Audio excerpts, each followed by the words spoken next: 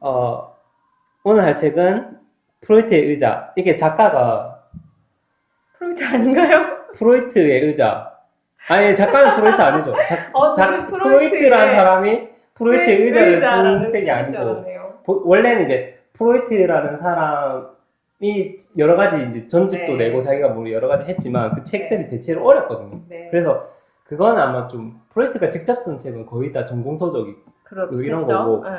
그 사람들이 그 이후의 사람들이 프로이트의 책을 계속해서 읽고 음, 자기식대로 이제 이렇게 재 해석해서 해석해서 이제 다시 또 재창조하고 이런 작품들이 막 수천 권이 되거든요, 진짜. 그렇겠죠. 그런 책 중에 한 권이죠, 뭐. 프로이트의 네.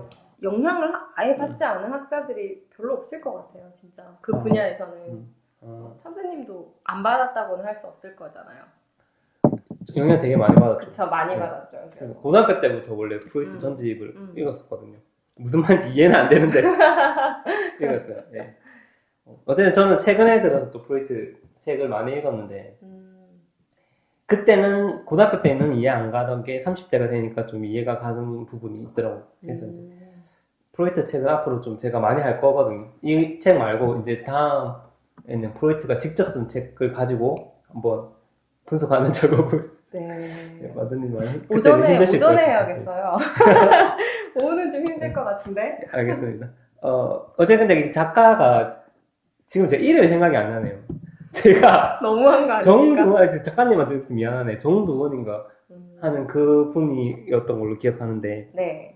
이분은 이제 서울대 정신과 음, 서울대 무슨 과가 의학과죠. 의대? 네, 서울대 의대 의대 나와서 그 퉁쳐가지고. 미국에 있는 정신분석 미국에서 정신분석을 공부하고 이제 와서 음, 이제 책을 쓰신 분인데 어쨌든 이 책 자체가 좀 되게 좀 유명하더라고요. 사람들이 좀 많이 읽었던 책이고 해서 네. 이걸로 한 독서 모임도 했었는데 그때 사람들도 좀 많이 왔었죠.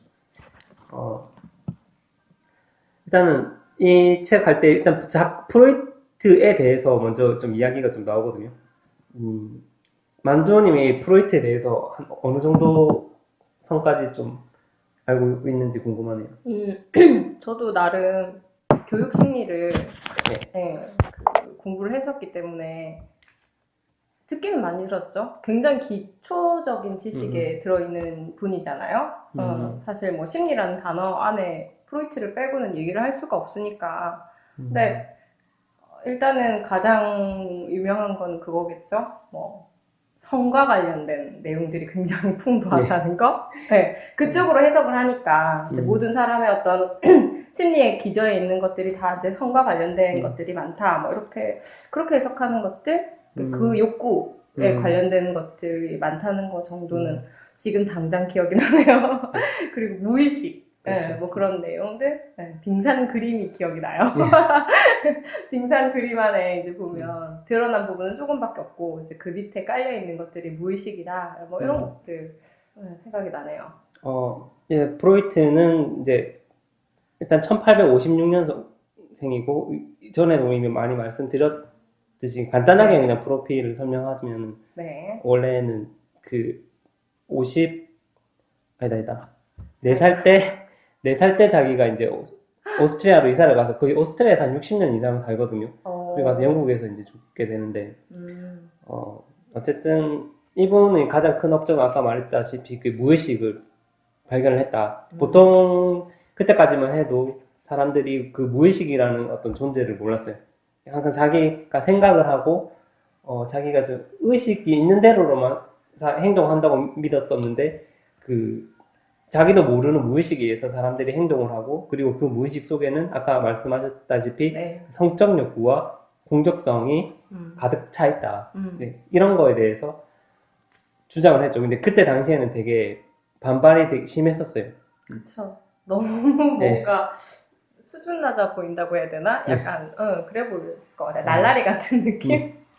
그래서 프로이트 자신도 이렇게 어떻게 말했었냐면 이제 인류의 자존심을 좀 건드렸다라고 말하거든요. 그게 어, 왜냐, 지금까지 있었던 인류의 역사 중에서 인류의 자존심을 건드렸었던 일이 한 세 가지 정도가 있는데 한 음. 15세기 코페르니쿠스가 그 얘기 나올 것 지구가 같았는데. 하늘이 도는 게 아니라 지구가 그쵸. 돈다. 지동설. 네, 그것 때문에 좀 욕을 좀 많이 먹었고, 그쵸. 그리고 거의 사이코 취급을 받았죠. 네, 또라이? 뭐 이런 느낌? 그 19세기에 이제 찰스 다윈이라는 사람이 그 인간이 창조된 게 아니라 진화했다라는 거에 주장을 해가지고 그것도 좀 인간에 대한 어떤 자존심을 좀 상하게 했던 일이다. 그런 말을 했었고, 그리고 이게 이제 무의식의 발견인데 자기가 또 그렇게 말하더라고. 자기까지 쳐서 세 가지 사건이 가장 크게 이제 인류의 자존심을 건드렸다. 이런 말도 하고, 그 다음에 정신분석, 여기서 그거부터 먼저 봐야겠네. 성적 욕구하고 공격성에 대해서 책에서는 어떻게 나오냐면, 우리가 성적 욕구가 있다라는 것에 대해서 이런 말을 하거든요. 왜 우리가 연예인들이나 패션 모델한테 관심이 있을까요? 그들에 대한 막연한 부러움 때문일까요? 얼짱 열풍이나 몸짱 열풍, 그리고 S라인은 도대체 무엇일까요? 성적 매력이 중요하지 않다면 우리가 몸을 가꾸는 것이 단지 건강만을 위해서일까요? 이렇게 얘기하는데, 자기가 이제 몸을 가꾸고 되게 좋은 몸매를 유지한다는 게 어떤 그게 성적인 매력을 어필하기 위한 그런 것도 약간 상관이 있다라고 작가는 또 그렇게 말을 하고. 저는 그 부분에 이의가 있어요. 왜? 아니, 그게 아닌가? 아니, 되게 해도 되나요? 편하게 말씀하시죠. 아니, 꼭 그게 성적 매력을 어필하기 위해서라고 보는 건 조금 너무 앞선 생각인 것 같고요. 왜냐하면 이 미적인 감각이라는 게 있잖아요. 미적인 욕구라는 것도 있고, 그 사람은 아름다운 걸 선호하는 그런 성향이 있기 때문에 저는 자기 자신이 스스로를 봤을 때도 그 미적인 감각이 발동한다고 생각하거든요. 그래서 내가 봤을 때 내 만족을 위해서 이렇게 몸매를 갖고 그런 부분 있는데, 네. 그거 말고 이제 그런 그 사람이 어필하는 부분 말고 우리가 관심을 가지는 것 중에서 다른 사람의 몸매를 우리가 이제 다른 사람의 몸매에 관심을 가지는 게 약간 성적인 게 최소한 무의식적으로는 있지 않나. 다른 사람의 몸매를. 근데 주로 몸매는 동성끼리 관심 있지 않나요? 저는 주 관심사는 그렇다고 생각하는데. 아닙니다. 남자도 여자 몸매에 관심 되게 많습니다. 그런가요? 거의 뭐. 아니, 왜냐면 이제 부러워하거나 하는 걸 롤모델로 삼는 경우도 많으니까요. 부러움은 이제 뭐, 그럴 수도 있죠. 근데. 그렇죠. 그러니까 이게 제가 봤을 때 전부는 아니라는 거죠. 그 전부는 아니겠죠. 그쵸. 그래서 일부 그런 이유도 있고, 아닌 것도 있고. 책에서 말하는데 그냥 막연한 부러움일 수도 있지만, 네. 작가는 뭐 그 내면에 네. 성적인 욕구도 있다라는 거를 좀. 내면에. 몸매에 대해서 보고, 좋다, 이렇게 하는 거에 대해서. 그 말 하는 거. 그리고 공적성에 있어서도, 인간이 공적성이 없다면은 어떻게 나를 지킬 수 있을까요? 왜 인간은 참혹한 결과를 뻔히 알면서도 전쟁을 일으킬까요? 왜 남자들은 권투, 레슬링, 격투기에 열광할까요? 이런 식으로 하면서 공격성에 대한 본능도 원래 기본적으로 무의식 속에 가지고 있다라는 거에 대해 얘기를 했습니다. 그리고 프로이트가 살던 당시가 1856년인데 1차 대전이 1914년도에 일어났고 2차 대전도 거의 30년대 후반에 일어났으니까 세계 대전에 어떤 두 개를 다 경험을 했잖아요. 그때 이제 프로이트가 이런 말을 했어요. 우리 내면에 확실하게 공격성이 있다. 단순히 그 세계대전 이런 거를 소수의 어떤 사람들이 선동해서 이런 일이 일어난 건 아닐 테다. 이런 식으로 해서 좀 우리 내면 한번 봐라. 우리 내면에는 그렇게 막 고상하지가 않다. 성적인 욕구와 공격적인 욕구가 혼재돼 있다. 그리고 그게 주된 그거다. 이렇게 얘기를 하니까 그때 사람들이 좀 많이 반발을 했었던 것 같습니다. 그리고 정신분석이라는 것 자체가 이 프로이트의 의자가 정신분석을 할 때 하는 거거든요. 그때 이제 의자에 눕혀가지고 이제 정신분석 할 거다 이래가지고 이제 하는 건데 이게 처음에는 체면을 걸어서 했는데 이제 시간이 지나면서 그게 효과가 없다는 걸 알고 그 자유현상법으로 하거든요. 근데 정신분석 이거를 보통 하면은 여기서 책에서 뭐라 되냐면 이 사람 정신분석을 하는데 일주일에 최소 4회, 한 번에 45분, 그리고 여러 해. 엄청나게 많은 시간과 도움이 들겠죠. 예. 그렇게 좀 진짜 분석적으로 하는 게 이제 정신분석이라는 거죠. 아마 이 정도 하면은 뭐 모든 얘기를 다 할 수 있겠죠. 어린 시절부터 뭐. 그렇죠. 모를 수가 네. 없겠네요. 그렇죠. 이게 이제 상처가 어떻게 이게 치료가 되냐고 하면은 자기의 어떤 무의식 속에 있는 거를 의식으로 내놓으면은 그게 기본적인 전제가 예, 그렇게 해야지 이제 자기 상처가 치료된다. 뭐 이런 얘기를 했거든요. 네. 그래서 이것과 관련해서 이제 그 제일 유명한 사례가 안나 오양이라고 그 히스테리 연구라는 책에서 거의 첫 번째로 나왔던 그 사람인데 이 사람은 자기 아빠 병간호를 하면서도 음악 소리만 들리면은 되게 힘들어하고 마비 증상이 일어나고 이랬었는데 그거가 왜 그러냐면은 그 파티에 자기가 놀고 싶다는 그런 욕구가 있어요. 그런 욕구가 있었는데 아빠 병간호 해야 되는데 그런 마음이 생기면 안 되잖아요. 그래서 그를 계속 억압을 하고 있어요, 심리적으로. 그래서 자꾸 아팠던 건데 나중에 이제 그 심리치료 그때는 프로이트가 아니라 브루이어 박사라는 사람이 있었는데 그 사람하고 정신분석 이야기를 계속하면서 되게 속 깊은 이야기 그리고 솔직하게 이야기를 계속 하다 보니까 이게 병이 치료가 되더라. 그래서 그때 안나오 양이 그 정신분석에 대해서 어떻게 얘기를 했냐면 이게 뭐 대화 치료다 혹은 굴뚝 청소다 이렇게 그러니까 자기 안에 있는 어떤 뭐가 억압되어 있는지에 대해서 이야기를 싹 다 하는 그렇게 해서 이제 병이 치료가 되는 그런 게 아마 정신분석이지 않을까. 뭐 정신분석 이런 거에 대해서 호기심 없어요? 혹시 한 번이라도 다음에 받아봐야 되겠다. 받아보는 걸 네. 떠나서 저는 이제 옛날에 대학 다닐 때도 그런 교양 수업 관련해서는 많이 들어봤었는데 그때 심리 관련하면 참 재밌잖아요. 그죠? 심리 검사, 뭐 심리 테스트 이런 거를 뭐 저뿐만 아니라 많은 사람들이 관심을 가지는 건데 저도 뭐 그런 게 있으면 항상 이렇게 한번 테스트 해보고 뭐 검사도 뭐 받아본 것도 몇 개 있고 그러면 그게 뭐 굉장히 잘 맞을 때도 있고 어떨 때는 이건 아닌데 싶을 때도 있고. 검사를 좀 받아봤나요? 그쵸. 왜냐면 그런 수업에서 일부 이렇게 검사를 진행하는 경우가 있기 때문에. MBTI인가요? 예. 뭐죠? 네. 그 검사도 옛날에 한번 받아봤었고. 하여튼 그쪽에 무료로 가능한 검사들은 몇 번 받아본 것 같아요. 네. 그거는 정확히 얘기하면 정신분석은 아니고. 네네네. 그러니까 정신분석 쪽은 아니고, 심리 쪽을 그냥 이렇게 내가 통틀어서 아까 말씀하신 거는 이제 그 여러 가지 MBTI라고 네. 칼 구스타브 융이 만든 그 성격 유형 검사 뭐 이런 그런 거고. 그리고 미술. 제가 미술 치료. 미술 치료를 공부를 해서 자격증이 있는데 이제 그거 할 때도 초반에는 그렇게 좀 배우죠. 초반에는 이제 사실은 그쪽도 거의 프로이트 계열의 정신분석학이 잡고 있기 때문에 그쪽으로 배우다가 이제 제가 배웠던 그 강사님은 좀 다른 약간 현대적인 걸 접목시켰던 분이기 때문에 조금 틀어서 배우기도 했고요. 어쨌든 이제 그런 게 재미는 있죠. 분석하는 재미는 있다 맞죠? 정말 재밌어요. 해보면 흥미롭긴 해요. 저도 요새 정신분석 약간 하거든요. 좀 해줘요. 꿈 같은 것도 분석해주고 이게 하는데 재미가 사람들이 좀 재밌어 하더라고요. 그게 보통 한번 상담하면 저 분석해주세요. 친구들은 안 해줍니다. 왜 안 해주죠? 이게 좀 어색하지. 어쨌든 받고 하나요? 아니, 그런 건 아닌데 이제 해주면 사람들이 되게 좋아하더라고요. 재밌잖아요. 저도 그 심리 치료를 배우고 나서 그와 관련된 거를 가지고 이제 제가 가르친 학생들한테 몇 번 진행을 했었거든요. 그냥 그림을 그려봐라 라고 한 다음에 그 그림을 해석을 해줘요. 정말 피곤한 한 달을 보냈어요. 너무 재밌어 하는 거야, 애들이. 그렇죠. 선생님 어떻게 알았냐고. 너무 신기하다고. 그렇게 해서 진짜 거의 한 달을 애들한테 시달렸던 기억이. 함부로 해주면 안 되겠구나. 네, 그런 거는 좀 있었어요. 재밌긴 재밌는 것 같아요, 누구에게나. 정신분석이라는 게. 그렇죠. 근데 딱 떨어지는 게 세상에는 없기 때문에 조금 한계도 많이 느꼈어요, 저도. 어떻게 항상 그게 답이 있겠어요.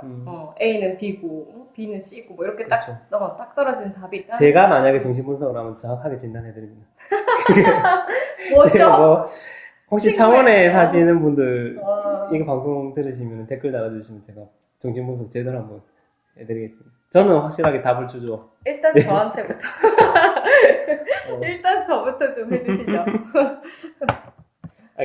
그리고 일단 좀 넘어가서 여기서 이제 중요한 개념이 몇 개 있는데, 그 중에 하나가 이제, 이드와 자와 초자에 대해서 개념을 좀 잡아주거든요. 여기서 이 설명 이제 많이 들어보셨을 거예요. 근데 이게 그쵸. 정확하게 뭔지 모른다 하시는 분들인데, 제가 좀 설명을 해드릴 건데, 어느 정도 알고 계십니까? 네, 저도 예. 다 공부했었던 맞아요. 내용이고 시험도 쳤었고요. 다시 한번 설명을 이제 네, 대충 네. 해볼게요. 간략하게 말하면, 이드는 그 욕망의 대변자입니다. 예, 책에서는 이렇게 말하거든요. 그리고 자아는 중재자고 초자는 뭐 자아, 이상, 도덕, 윤리, 양심의 대변자 이렇게 얘기하면 좀 잘 모르잖아요. 음, 이제 이들 같은 경우에는 자기가 하고 싶은 거, 뭐 다 모든 욕망, 그 프로이트는 이들 안에 리비도라는 개념이 있는데 이 리비도가 성적인 욕구를 말하거든요. 그래서 그 우리가 가지고 있는 욕망 중에 대부분이 성적인 욕구다라고 프로이트는 얘기하는데 아닌 사람들도 있거든요. 어쨌든 이드는 자기가 뭐 먹고 싶은 거나 배고픔을 느끼거나 안 그러면 뭐 좀 더 남들보다 좀 우월해지고 싶어 하는 그 자기가 원하는 모든 욕구를 그냥 이드라고 보시면 되고 그리고 자기가 이제 하고 싶은 대로 하는 게 이드에 충실한 거죠. 그런 사람들. 예. 근데 그렇게만 하면은 또 여러 가지 문제가 많이 발생을 하잖아요. 예를 들어서 뭐 자기가 하고 싶은 대로 다 하고 또 자기가 좋다고 다 뭐 고백을 하고 뭐 좋다고 뭐 다 사랑을 하고 또 뭐 누군가 때리고 싶다고 다 때리고 욕하고 싶다 욕하고 이러면은 그 사회생활 하면서 좀 문제가 있을 거 아니에요. 그래서 그런 것들을 초자가 좀 잡아주거든요. 초자라는 개념이 어떻게든 사회 질서 그리고 그 사람이 그 도덕적인 윤리적인 삶을 살 수 있게 만들어주는 게 초자라고 할 수가 있겠죠. 약간 네. 이성과 감정 같은 느낌이 좀 들어요. 그 초자가 약간 이성적인 네. 예, 그런 부분이 있죠. 네. 이들은 좀 감정적이고 예, 그렇게 해석하시면 될 것 같아요. 네. 그리고 자아가 중재자인데 이게 좀 개념 잡기가 힘들 거예요. 중재자는 무슨 역할을 하지 이렇게 생각할 수 있는데 중재자는 자아는 방어 기제를 여러 가지를 만들거든요. 그렇게 해서 그 이들의 욕구를 좀 충족을 해줘요. 그러니까 예를 들어서 자기는 어떤 사람을 막 이렇게 미워하고 욕하고 싶은데 내가 이 사람 욕을 하면은 좀 자기도 좀 위험할 수가 있잖아요. 그렇죠. 저 사람 또 그렇죠. 주변 친구들이 또 욕할 수도 있고 그런 상황에서 약간 그 방어 기제를 쓰는 거 여러 가지. 그래서 뭐 예를 들어서 유머로 이렇게 얘기를 하는 거죠. 웃기면서 이제 욕을 디스를 하는 거죠. 풍자. 네, 그런 식으로 하면은 은근히 자기가 디스도 하고 네. 사회적으로 약간 승인될 수 있는 범위 안에서 이렇게 하는 거니까 어느 정도 두 개 다를 충족시킬 수 있는 뭐 그런 거고 가장 고전적인 예를 들면은 자기가 좋아하는 여자가 있어요. 만약 얘를 초등학교 때 그러면은 내가 얘를 그냥 좋아하는 거는 이드의 작용이죠. 근데 내가 이제 어렸을 적에 좋아한다고 고백을 하거나 이렇게 해버리면은 친구들한테 막 놀림을 받고 이러니까 꼴레리 꼴레리. 네, 그렇게 되죠. 그러니까 그게 초자의 역할이거든요. 네. 네. 어떻게든 그 융합해서 이제 친구들하고 잘 어울릴 수 있게 하는 게 초자의 역할이니까 그렇게 되면은 좋아하는데도 그 친구들 눈치를 보기 때문에 내가 얘를 고백을 못하니까 얘가 어떤 식으로 행동하냐면 그 자아가 하는 역할이죠. 네. 자아의 역할은 얘가 좀 뒤틀어서 이건 좀 안 좋은 자아의 역할인데 여자를 되게 괴롭혀요. 항상 그 주변에서 있으면서 정말 고전적인. 네. 그렇게 함으로써 좀 자기도 좀 관심을 나타내는 게 아마 그렇게 함으로써 이드와 초자를 어느 정도 절충하는 그런 입장이죠. 항상 자아는 중간에 있어서 관심은 받을 수 있는데 또 다른 친구들에게는 자신의 마음을 들키지 않는. 그렇죠. 그래서 좀 자아가 강한 사람이나 자아가 좀 센 사람들은 네. 융통성이 되게 좋은 사람들이거나 사회생활 좀 잘하는 사람들이거나 그렇게 해서 그 아슬아슬하게 그 선을 잘 타서 이드도 좀 충족시켜주고 초자도 안 건드리는 방향으로 너무 억압하지도 않고 초자가 그런 선을 좀 잘 타는 사람이 이해가 좀 되나 모르겠어요. 일반적으로 생각할 때 자아가 강하다 이렇게 얘기하면은 좀 멘탈이 강하다 네, 이거하고 그렇죠. 좀 비슷한 말로 해석을 할 수가 있거든요. 그래서 책에서는 어떤 연인과 헤어지고 나서 슬픔을 감당하지 못해 정신을 놓아버리면 그거는 자아의 힘이 약하다. 이제 처음에 이제 연애를 했을 때 헤어졌을 때 너무 슬프잖아요. 그래서 뭐 극단적인 선택을 하는 사람들도 있는데 그게 좀 자아가 약하다는 거예요. 왜냐면 자아가 되게 강하면 그 상황 속에서도 여러 가지 다른 가능성들을 좀 보거든요. 그래서 그거를 해소할 수 있는 뭐 다른 방식을 찾거나 안 그러면은 자기가 뭐 충분히 경험이 있었다면은 연애에 대해서 그러면은 뭐 그 내가 다른 좋아하는 일을 하거나 뭐 게임을 하거나 이렇게 하면은 그게 어느 정도 실현의 아픔이 잊혀진다라는 걸 이미 알고 있으면 그런 선택은 안 했겠죠. 그러니까 강한 자라는 거는 다른 말로 했을 때는 좀 더 많은 경험과 그리고 많은 정보가 있는 사람 그게 좀 자아가 좀 강하다라고 할 수가 있겠죠. 이게 좀 이해가 되십니까? 네. 정님에게 이해가 되시면 아마 다른 분들도 저도 이해가 되지 않을까? 아, 네. 그래서 제가 평균입니다. 평균. 그렇죠. 그렇게 보면은 어쨌든 그런 거고. 그 다음에 이제 얘기하는 것 중에 어떤 욕망이 우리를 움직일까라는 주제의 챕터가 있어요. 거기서 보면 좀 소속감에 대해서 이야기를 하는 부분이 있거든요. 이거는 소속감이라는 욕망이 우리를 움직인다. 이거는 이제 원래는 프로이트가 주장했던 거하고 조금 다른데 작가가 또 글을 쓰다 보니까 이런 여러 가지 요소들을 좀 넣은 것 같아요. 본문 내용 읽어보면 결국 왕따를 당하지 않기 위해 오늘도 우리는 열심히 여러 모임을 헉헉거리며 돌아다니느라 발품을 팝니다. 문자 메시지를 보내고 메일을 쓰고 블로그와 미니홈피를 돌아다니면서 방명록에 안부를 남깁니다. 그렇게 사는 것이 쓸데없이 고단한 듯이 보이지만 소속은 생존과 안전을 위해서도 중요합니다. 이런 말을 하거든요. 왕따를 당하지 않기 위해서 열심히 블로그도 하고 미니홈피도 하고 모임도 찾아다닌다. 동의하십니까? 그럴 수 있어요. 네. 아, 그런 거예요? 소속감이라는 건 생각보다 참 크고 중요한 부분이라고 생각해요. 네, 저도. 어딘가에 속해 있다라는 게 참 모순이긴 한데, 이 뭔가에 소속돼 있는 게 안정감도 주면서 또 한편으로는 약간 이렇게 자기가 구속되어 있는 또 그런 불쾌감도 있는 것 같고요. 그게 동시에 있는 것 같아요. 그런데 또 해요. 어쨌든 그 안정감이 제가 봤을 때 더 큰 것 같아요. 거기서 얻을 수 있는 그 안정감, 내가 어딘가에 속해 있다라는 그 안정감이 주는 게 좀 더 크기 때문에 그런 어떤 답답한 것을 이겨낼 수 있을 것 같아요. 실제로 그런 것 같아요. 사람들이 막 인터넷상에서 친목질을 하고 뭐 이것저것 이렇게 사람들끼리 막 이렇게 친목을 다지는 그런 행동들을 많이 하잖아요. 그렇죠. 그런 것들이 사실 굉장히 귀찮을 수도 있는 거고 또 그 안에서 트러블도 많이 일어나는데도 불구하고 끊지 않는다는 게 그런 반증이겠죠. 그런 증거가 되겠죠. 그 책에서는 고독과 외로움에 대해서 이야기를 하는 부분이 있어요. 그게 어떤 거냐면 고독은 혼자 있는 즐거움이 고독이라고 얘기를 하고 즐거움. 혼자 있는 고통이 외로움이다. 이렇게 또 이야기를 하는데 그런 거 있잖아요. 혼자 있을 때 좀 좋기도 하고 때로는 혼자 있을 때 외롭기도 하고. 맞아요. 진짜 그런 것 같아요. 아니 이게 혼자 있을 때 본인은 좀 보통 사람은 어떨까요? 근데 본인은 어떻습니까? 근데 그 두 가지 감정에서 왔다 갔다 하지 않을까요? 저만 사람들이? 그런 것보다는 어떤 날은 그게 되게 좋을 때가 있고 즐길 수 있을 때가 있고 어떤 날은 유독 그게 뭔가 힘들게 느껴지는 날이 있고 그래서 그 사이를 왔다 갔다 하지 않을까요? 사람들이. 네, 그런 것 같아요. 근데 어떤 사람들은 유난히 좀 외로움을 많이 타는 사람들이 있죠. 그쵸? 그쵸. 많죠. 좀 신기한, 외로움을 좀 많이 타는 사람들 보면. 참새님은 안 타시나 봐요? 외로움을 타본 적이 없나요? 최근에는 좀 근데 거의 안 타는 것 같기. 그래요? 외롭다 이런 생각은 별로 안 했고. 외롭다는 생각이 가끔씩 들 때도 있지만.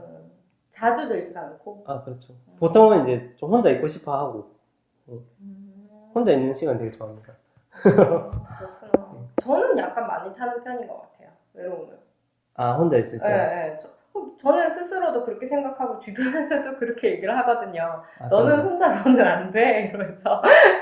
보통 혼자 있으면 그 시간을 못 견다고 친구들한테 전화 연락하고. 야, 우리 만나자. 근데 나이가 들면서 그리고 이제 그렇게 살 수밖에 없는 약간 그런 환경들이 주어지잖아요. 사람에게는. 항상 주변에 사람이 복잡거리는 때가 있지만 또 뭐 이렇게 나이가 조금 더 들면 각자가 자기 생활에 바빠지면서 사실 그런 게 좀 줄어들잖아요. 그러면서 적응하려고 하다 보니 적응이 된 부분도 사실은 있고요. 예전에는 생각지도 못했던 그런 행동들을 뭐 지금은 뭐 그래 뭐 어때 이렇게 생각하는 것들도 있고요. 그럼에도 불구하고 누군가 같이 있을 때 함께 뭔가를 하는 게 더 즐거운 게 큰 것 같아요. 그러면 외로움을 타는 편인 거죠. 여전히. 그 성질은 안 바뀌겠죠? 적응은 되겠지만. 이 작가는 그 자기가 혼자 있을 때도 고독을 이렇게 즐기는 법을 좀 배워야 된다. 그렇게 해야 된다. 강조를 하고 있는 것 같고. 요즘 그 얘기도 많이 나오잖아요. 혼밥, 혼술.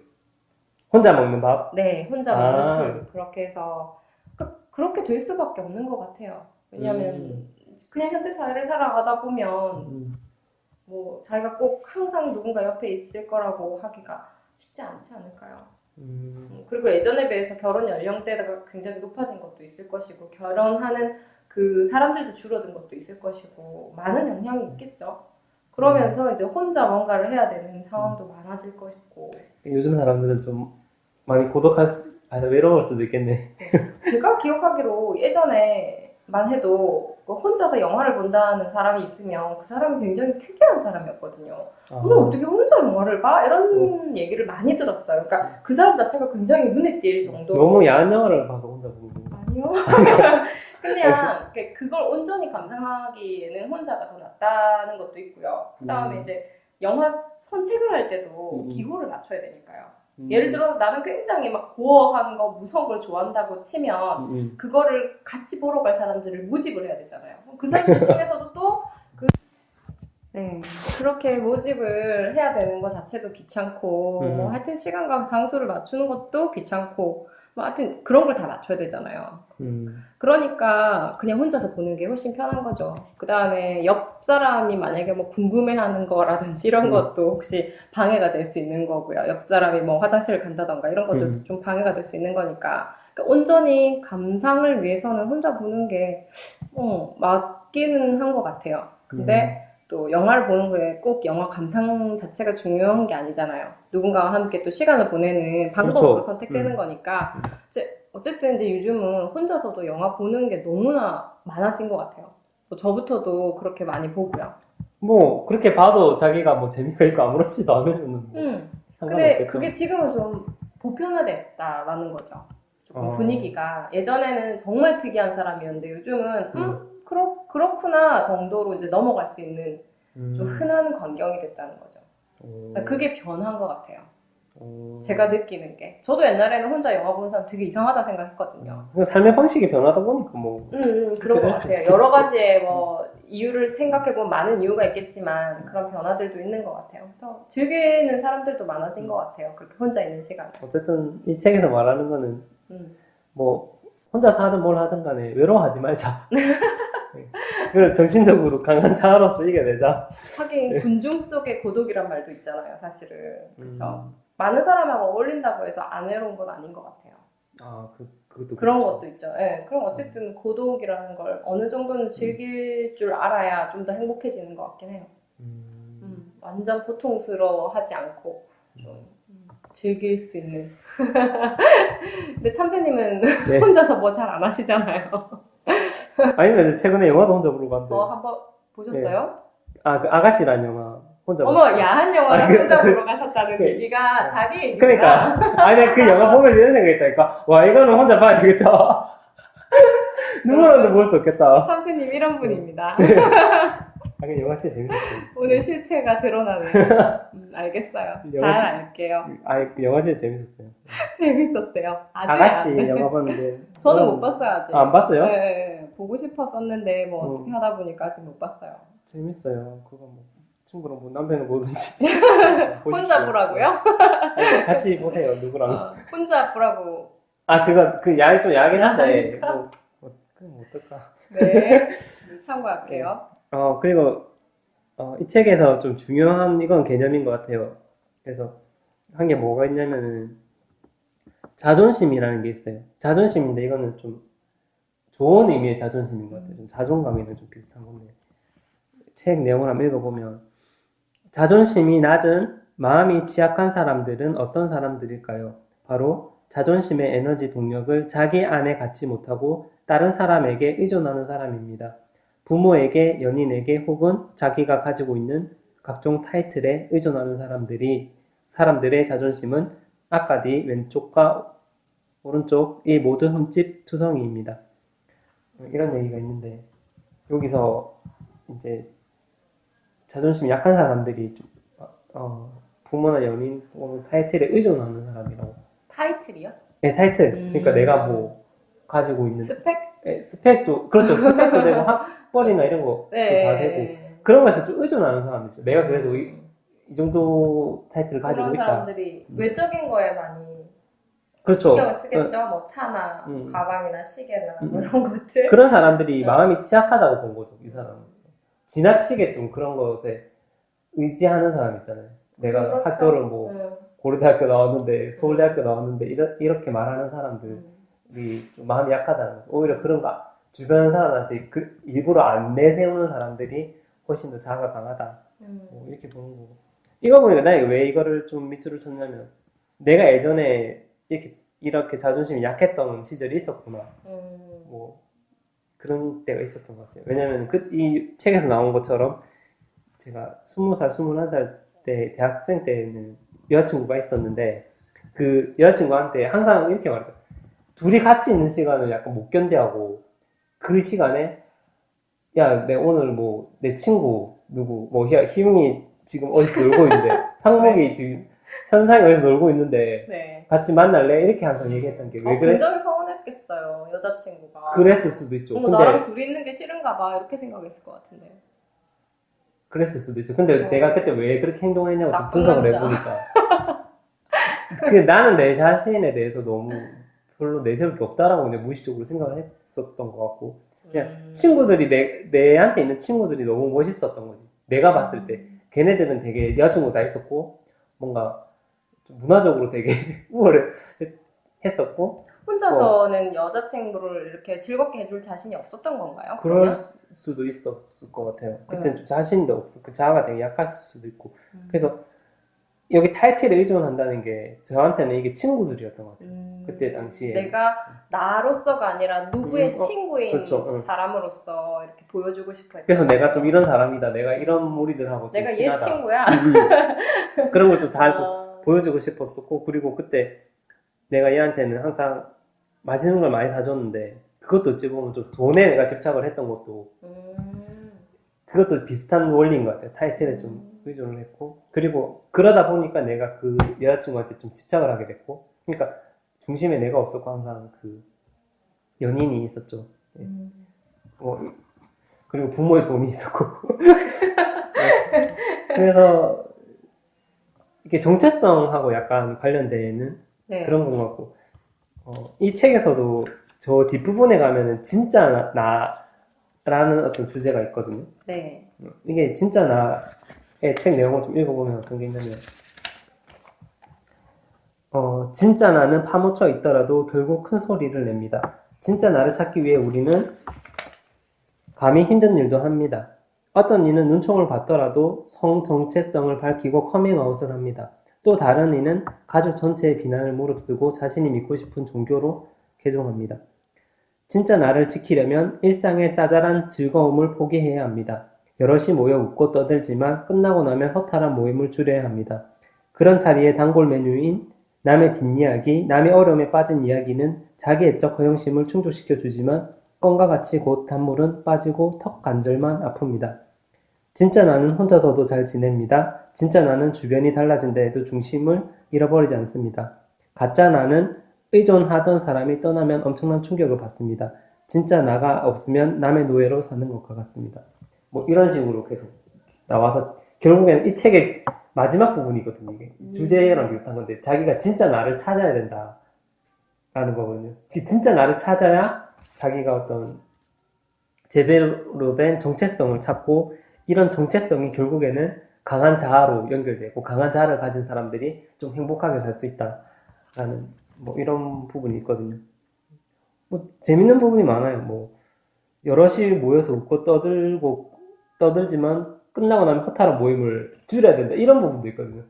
정말 많이 느껴봤어요, 저 기분. 아, 그럼 한 20대 때 정말 많이 느꼈었던 것 같아요. 아니 그러니까 어떤 모임을 나가게 되면 아니 정말 사람들 만나는 걸 좋아해서 많이 만나고 다녔거든요. 제가 그때는 정말 예스걸이었어요. 무조건 예스를 했기 때문에 나와 이러면 나갈게 이렇게 거의 다 나갔었던 그 시절이 있었기 때문에 근데 그때 나가서 막 열심히 떠들고 놀고 웃고 그러고 돌아오는 여기서 보면 거기서 단골 메뉴에 남의 뒷이야기하고 그랬을걸요? 정확하게 뭘 얘기했는지 기억 하나도 나지 않지만 뭐 그런 메뉴들이 없었겠죠? 분명히 있었을 거예요. 이런저런 얘기하다 보면 뭐 걔는 이랬대 저랬대 뭐 그랬다더라 이런 얘기 많이 했겠죠. 그랬었을 거예요. 뭐 부정은 하지 않을게요. 근데 이제 그러면서 이제 좀 허탈했던 것도 솔직히 아마 그 시절에는 아까 말했었던 그 고독이 아니라 어떤 외로움이 비중이 좀 더 컸었을 수도 있겠네요.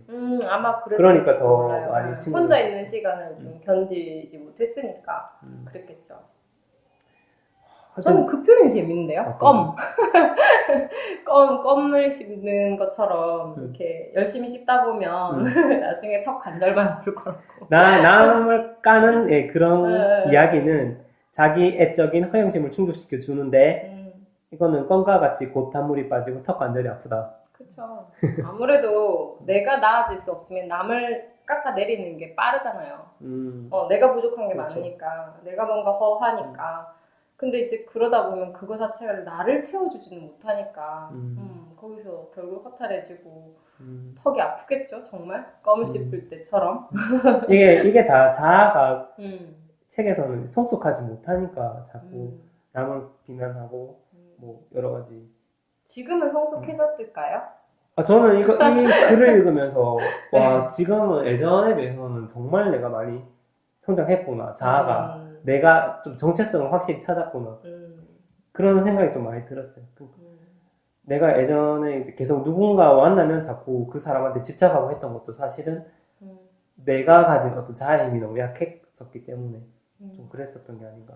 내가 내 자신이 뭐 내가 혼자서도 그렇게 뭐 재미가 있고 잘 지내면은 그렇게까지 남한테 의지를 안 했겠죠. 어쨌든 이 모든 어떤 메시지들이 저한테는 팍팍 와닿았던 것 같아요. 맞아요. 본인도 보니까 그때는 그랬지만 지금은 어쨌든 그 정도까지는 아니다라는 거잖아요. 그렇죠. 그런 면에서 봤을 때는 좀 자아가 성장한 거라고 좀 볼 수가 있겠죠. 그렇겠죠. 아닌가 똑같은 거 아닌가 요새도. 아니 그런 생각이 들어요. 그럼에도 불구하고 덜 자라고 덜 성숙했던 그때를 좀 그리워한다고 해야 되나? 그 대신 에너지가 넘쳤으니까 정말 쏟아내는 젊어서 그런가요? 네, 너무 많았으니까. 아니 저는 그런 얘기 참 많이 좀 불안한 시절이었잖아요. 그만큼. 할머니들이나 할아버지들이 그런 말 하잖아요. 뭐 20, 30대 뭐 엄청나게 자기들이 고생을 했었던 얘기를 늘어놓으면서 말 끝에는 그래도 그때가 좋았지. 그런 말을 하는 경우가 참 많아요. 그러니까 뭐 젊어서 사서 뭐 고생은 사서 고생도 한다 뭐 이런 얘기를 나온 게 아마 그런 이야기들 때문인 것 같은데 그런 심리가 있는 걸까요? 네. 대충 어떤 건 느낌은 알겠어요. 왜냐면은 그 시절이 그래도 그때는 자아가 성숙하지 못했었는데 그러니까. 그 대신 그런 건 좀 있었지.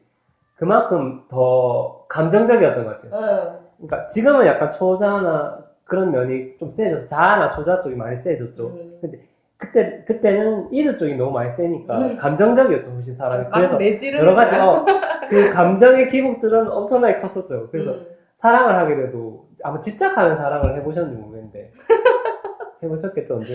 해보셨겠죠. 그랬겠죠. 근데 이제 그렇게 되면은 그게 상처는 많이 받지만 어쨌든 그 사랑할 당시에는 엄청나게 폭이 크잖아요. 네.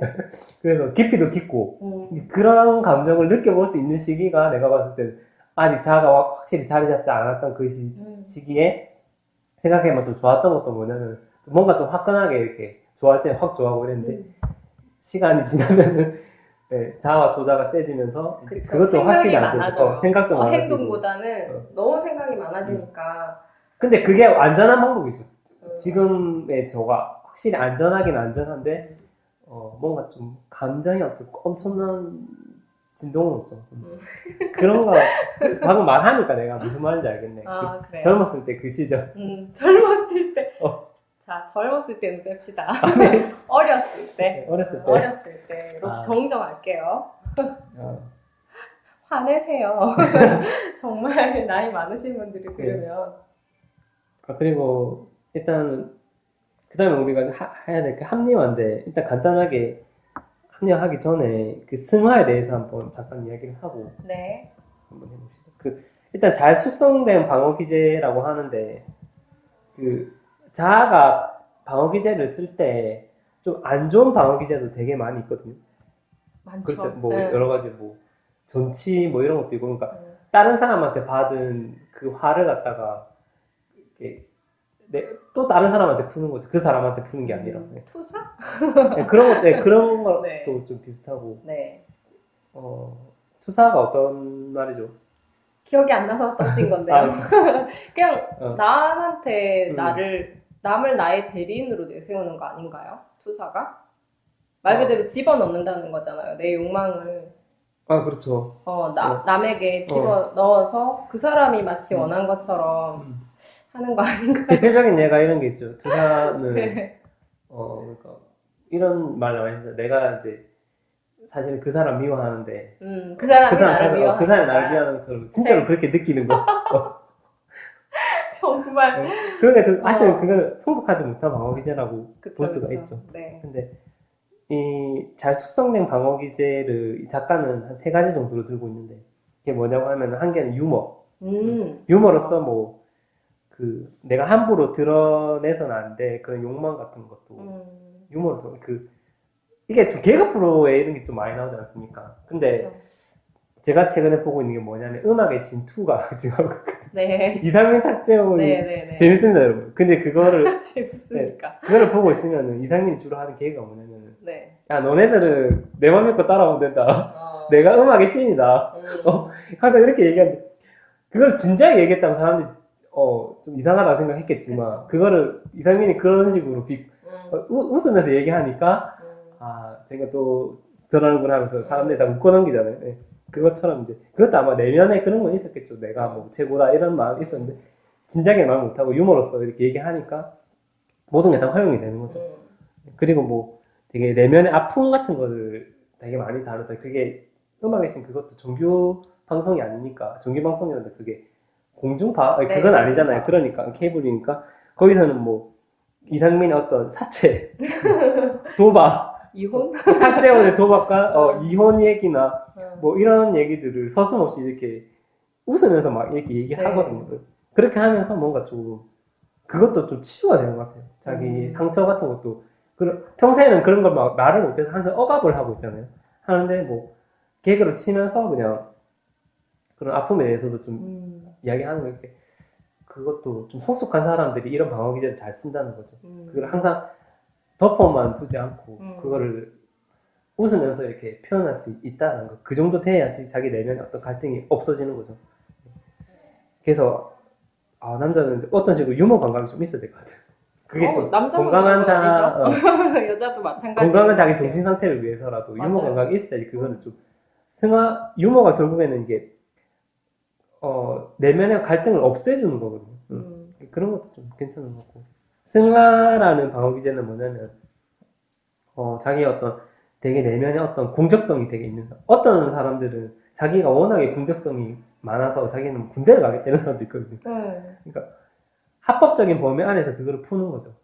그래서 뭐 권투를 한다거나 스포츠를 한다거나 뭐 되게 우울성이 짙은 사람 그걸 뭐 미술로서 승화를 시킨다던가 뭐 이런 행동이 있고. 주로 예술 분야가 많은 것 같아요. 그런 것들이 좀 이렇게 하면은 뭔가 좀 스트레스를 풀 수가 있으니까 그것도 좀 억압을 하면 절대 안 되거든요. 프로이트식으로 따지면 그거를 계속 되게 뭐 공격성이나 이런 거를 참고 있는다고 그게 좋은 게 아니라고 하니까 어떤 식으로든 풀 수 있는 그런 방법이 있고, 나머지 하나가 이타적 행위인데 여기 이타적 행위에 대해서는 뭐 정확하게 설명이 안 돼 있어요. 그냥 책에서는 그냥 이런 게 있다라고 얘기를 하는데 남을 돕는 거에서 봉사, 기부 그렇죠. 뭐 그런 거를 하면은 자기 화가 좀 없어지나?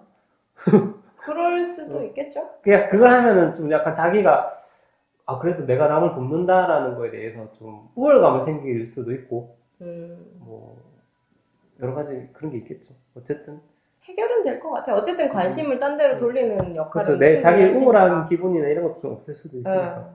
그럴 수는 있을 것 같아요. 근데 작가는 유머와 승화 그리고 이타적 행위를 잘 숙성된 방어 기제라고 보고 있습니다. 주로 승화가 예. 많이 이렇게 얘기가 나오는 것 같아요.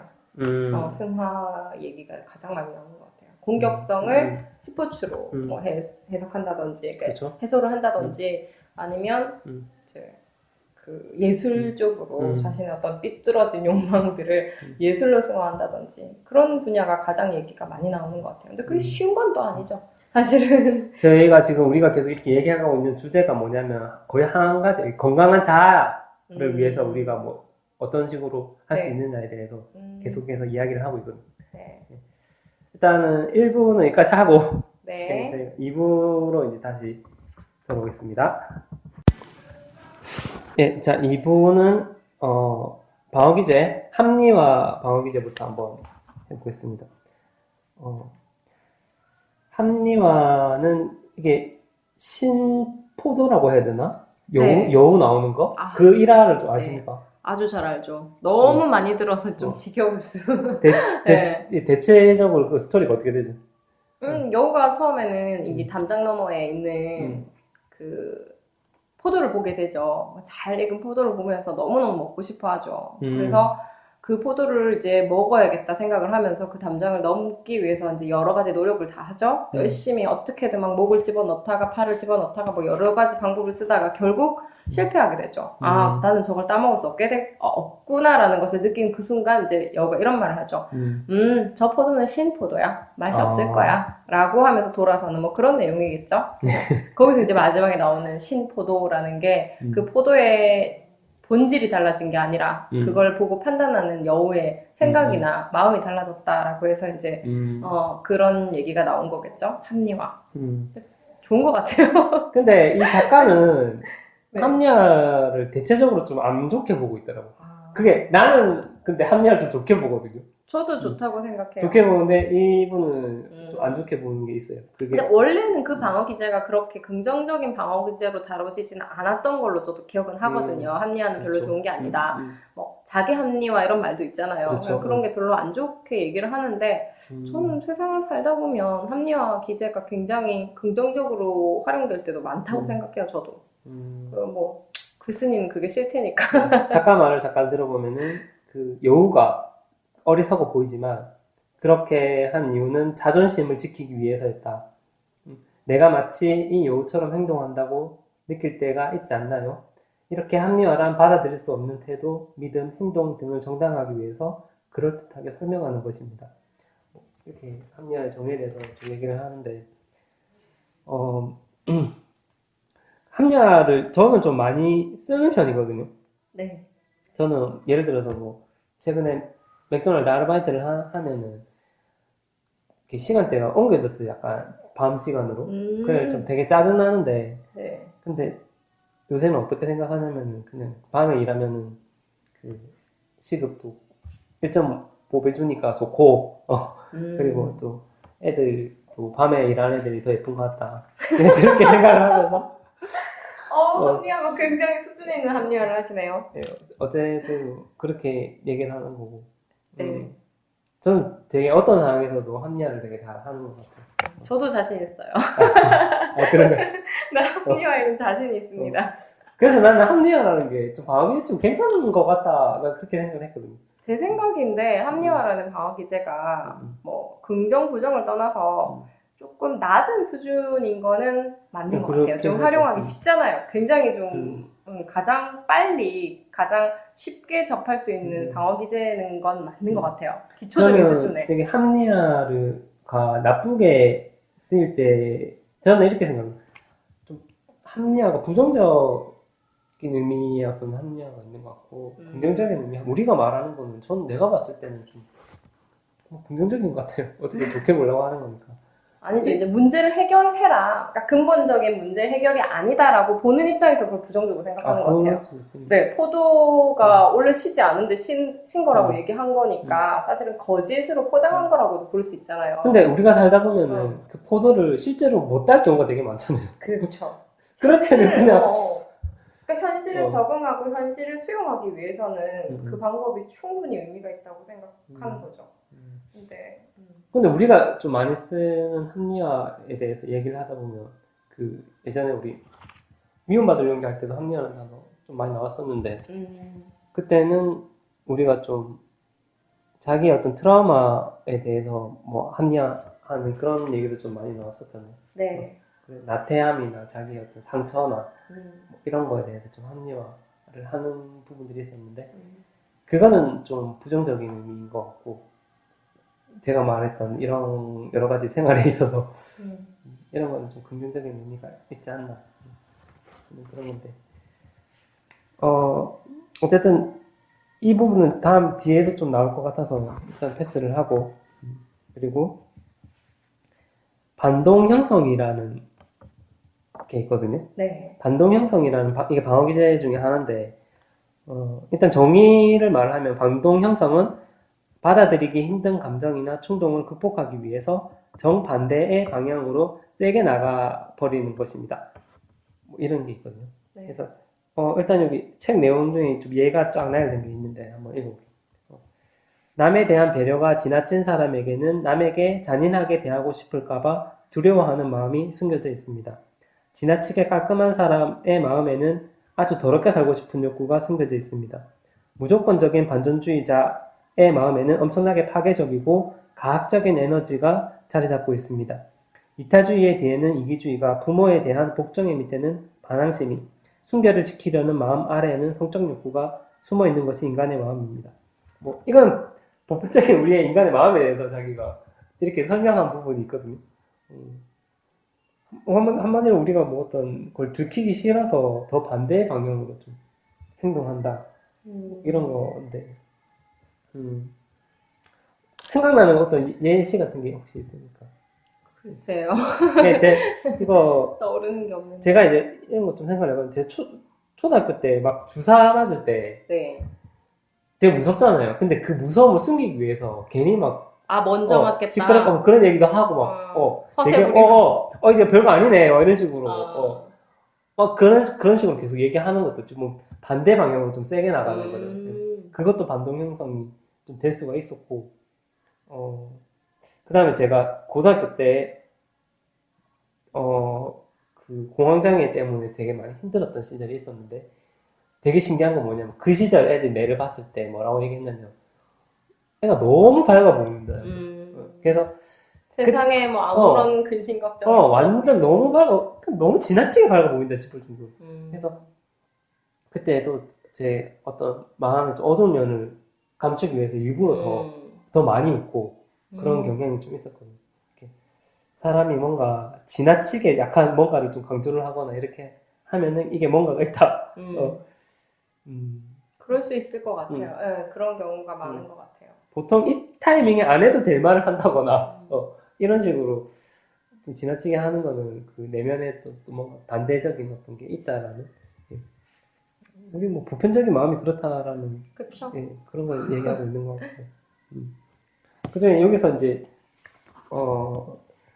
반동 형성에 대해서 좀 안 좋게 보고 있는 게 뭐냐고 하면은 작가가 예를 들면 미워하는 감정을 극복하기 위해서 그 사람을 사랑해버리는 것. 그렇다고 해서 밑에 숨어있는 미움이 없어지는 것은 아닙니다.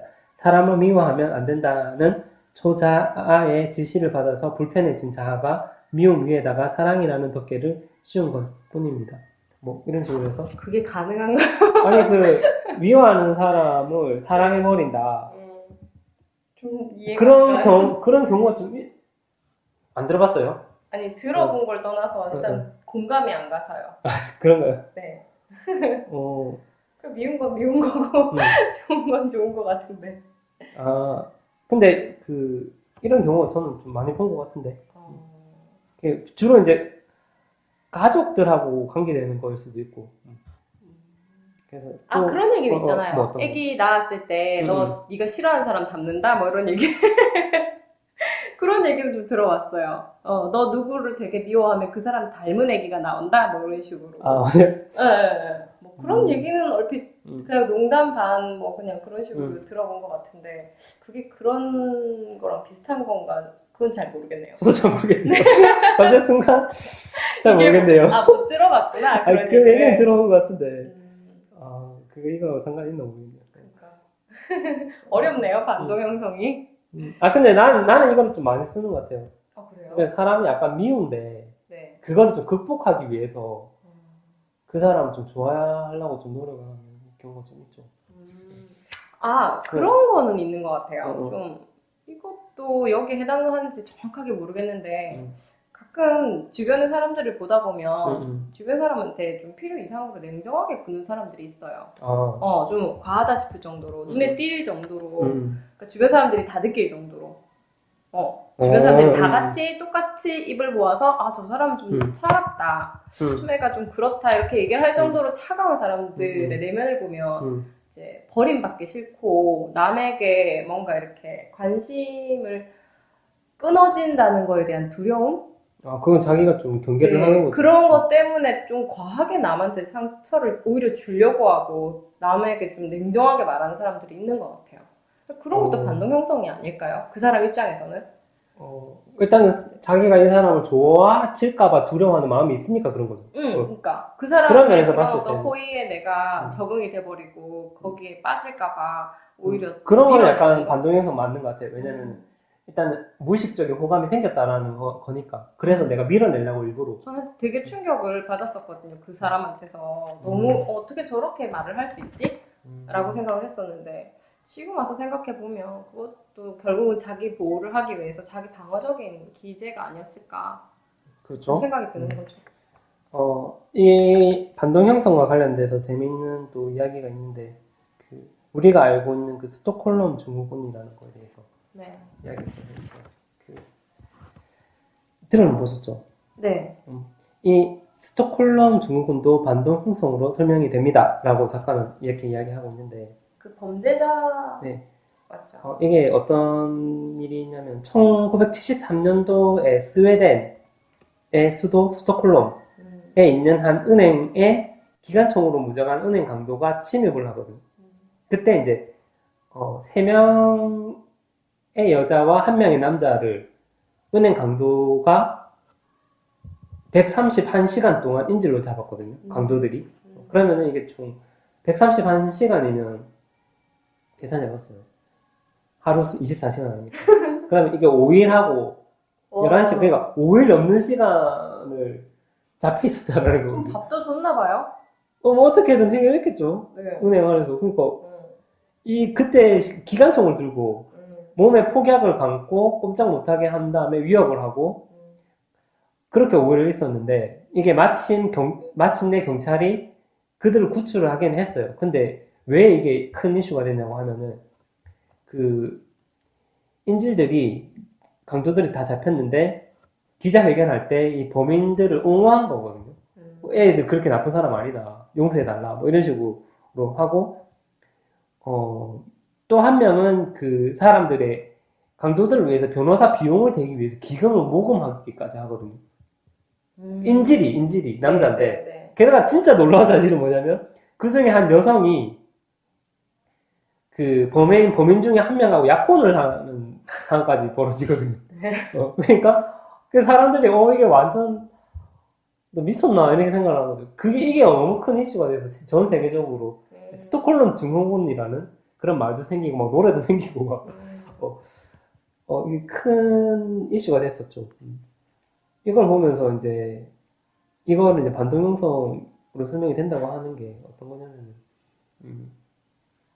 원래는 되게 강도를 되게 두려워하고 미워해야 되는 그쵸. 이런 상황인데 지금 상황이 얘를 미워할 수가 없는 상황인 거예요. 왜냐면은 내가 만약에 무의식적으로 강도를 미워하게 돼버리면 이 5일 넘는 시간 동안 자기 생존이 좀 위태로운 거죠.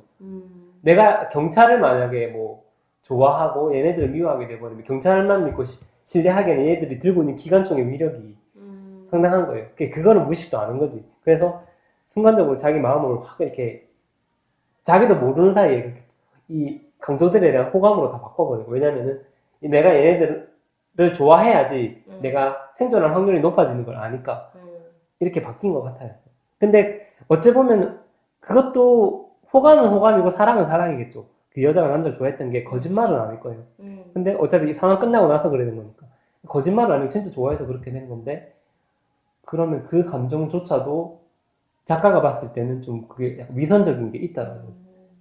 분명히 거짓이고 잘못된 건데, 이 여자가 어떻게 그 남자를 사랑할 수 있냐. 자기 자신한테 속은 거라고 볼 수도 있겠네요. 네, 그렇죠. 그렇죠. 근데 이 작가는 그런 반동 형성에 대해서 좀 되게 안 좋게 보는 거고, 이거를 심지어 어떻게 얘기하냐면, 얻어맞는 아내가 네. 때리는 남편을 떠나지 못하고, 학대받는 아이들이 학대하는 부모를 버리지 못하는 것도 같은 이유다. 라고 이렇게까지 얘기해요. 그게 오히려 이해가 더 잘 되는 것 같아요. 아, 예, 이런 식으로 해서 이 스톡홀름 증후군도 역시나 다 연관성상에 있는 거다라고 얘기를 하면서 이것도 되게 안 좋다라고 얘기를 하거든요. 네. 근데 제가 여기에 대해서 좀 생각을 해보니까 과연 이게 안 좋을까라는 또 생각도 드는 거예요. 왜냐면은 이게 좀 그냥 내 생각인데 그냥 어찌됐든 간에 그 여자는 강도에 잡힌 여자는 되게 무서웠겠지만 어쨌든 그 시간이 지나고 나서 사랑이라는 감정이 생긴 거고, 근데 우리가 대체적으로 하는 그 사랑이라고 하는 게 약간 다 이런 성향이 좀 있는 것 같아요.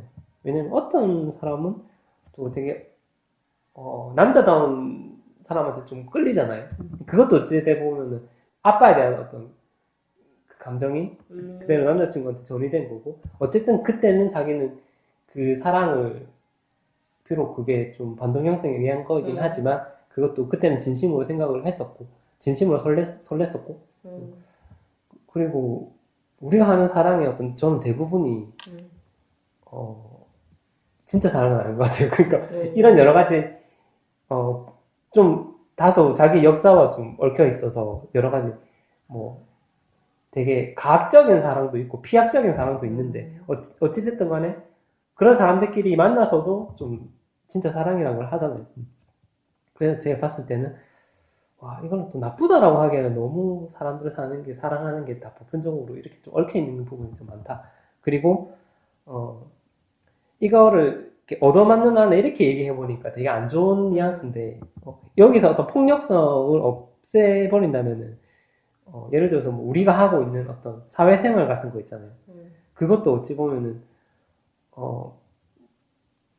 이게 공평한 관계가 아니잖아요. 억압받는 관계고, 그 속에서 뭐 어떤 부하 직원이 직장 상사를 자기가 살아남기 위해서 아부를 떨고, 그리고 진심으로 아, 내 이 사람 진짜 저렇게 막 욕을 하고 해도 뭐 좋은 사람이다라고 이렇게 하고 넘길 수 있는 일이잖아요. 그러니까 이게 좀 보편적으로 우리 사회에 좀 되게 많이 일어날 수밖에 없고, 이런 거에 대해서 그 반동 형성이지만 합리화할 수밖에 없는 그런 사회 속에 살고 있지 않나. 좀 깊은 이야기이긴 한데 네. 복잡하죠. 그런 거에 대해서 좀 생각해봤어요. 그래서 저는 합리화나 반동 형성이 꼭 나쁜 것만은 아니다라는 그런 생각을 좀 해봤어요. 어렵죠.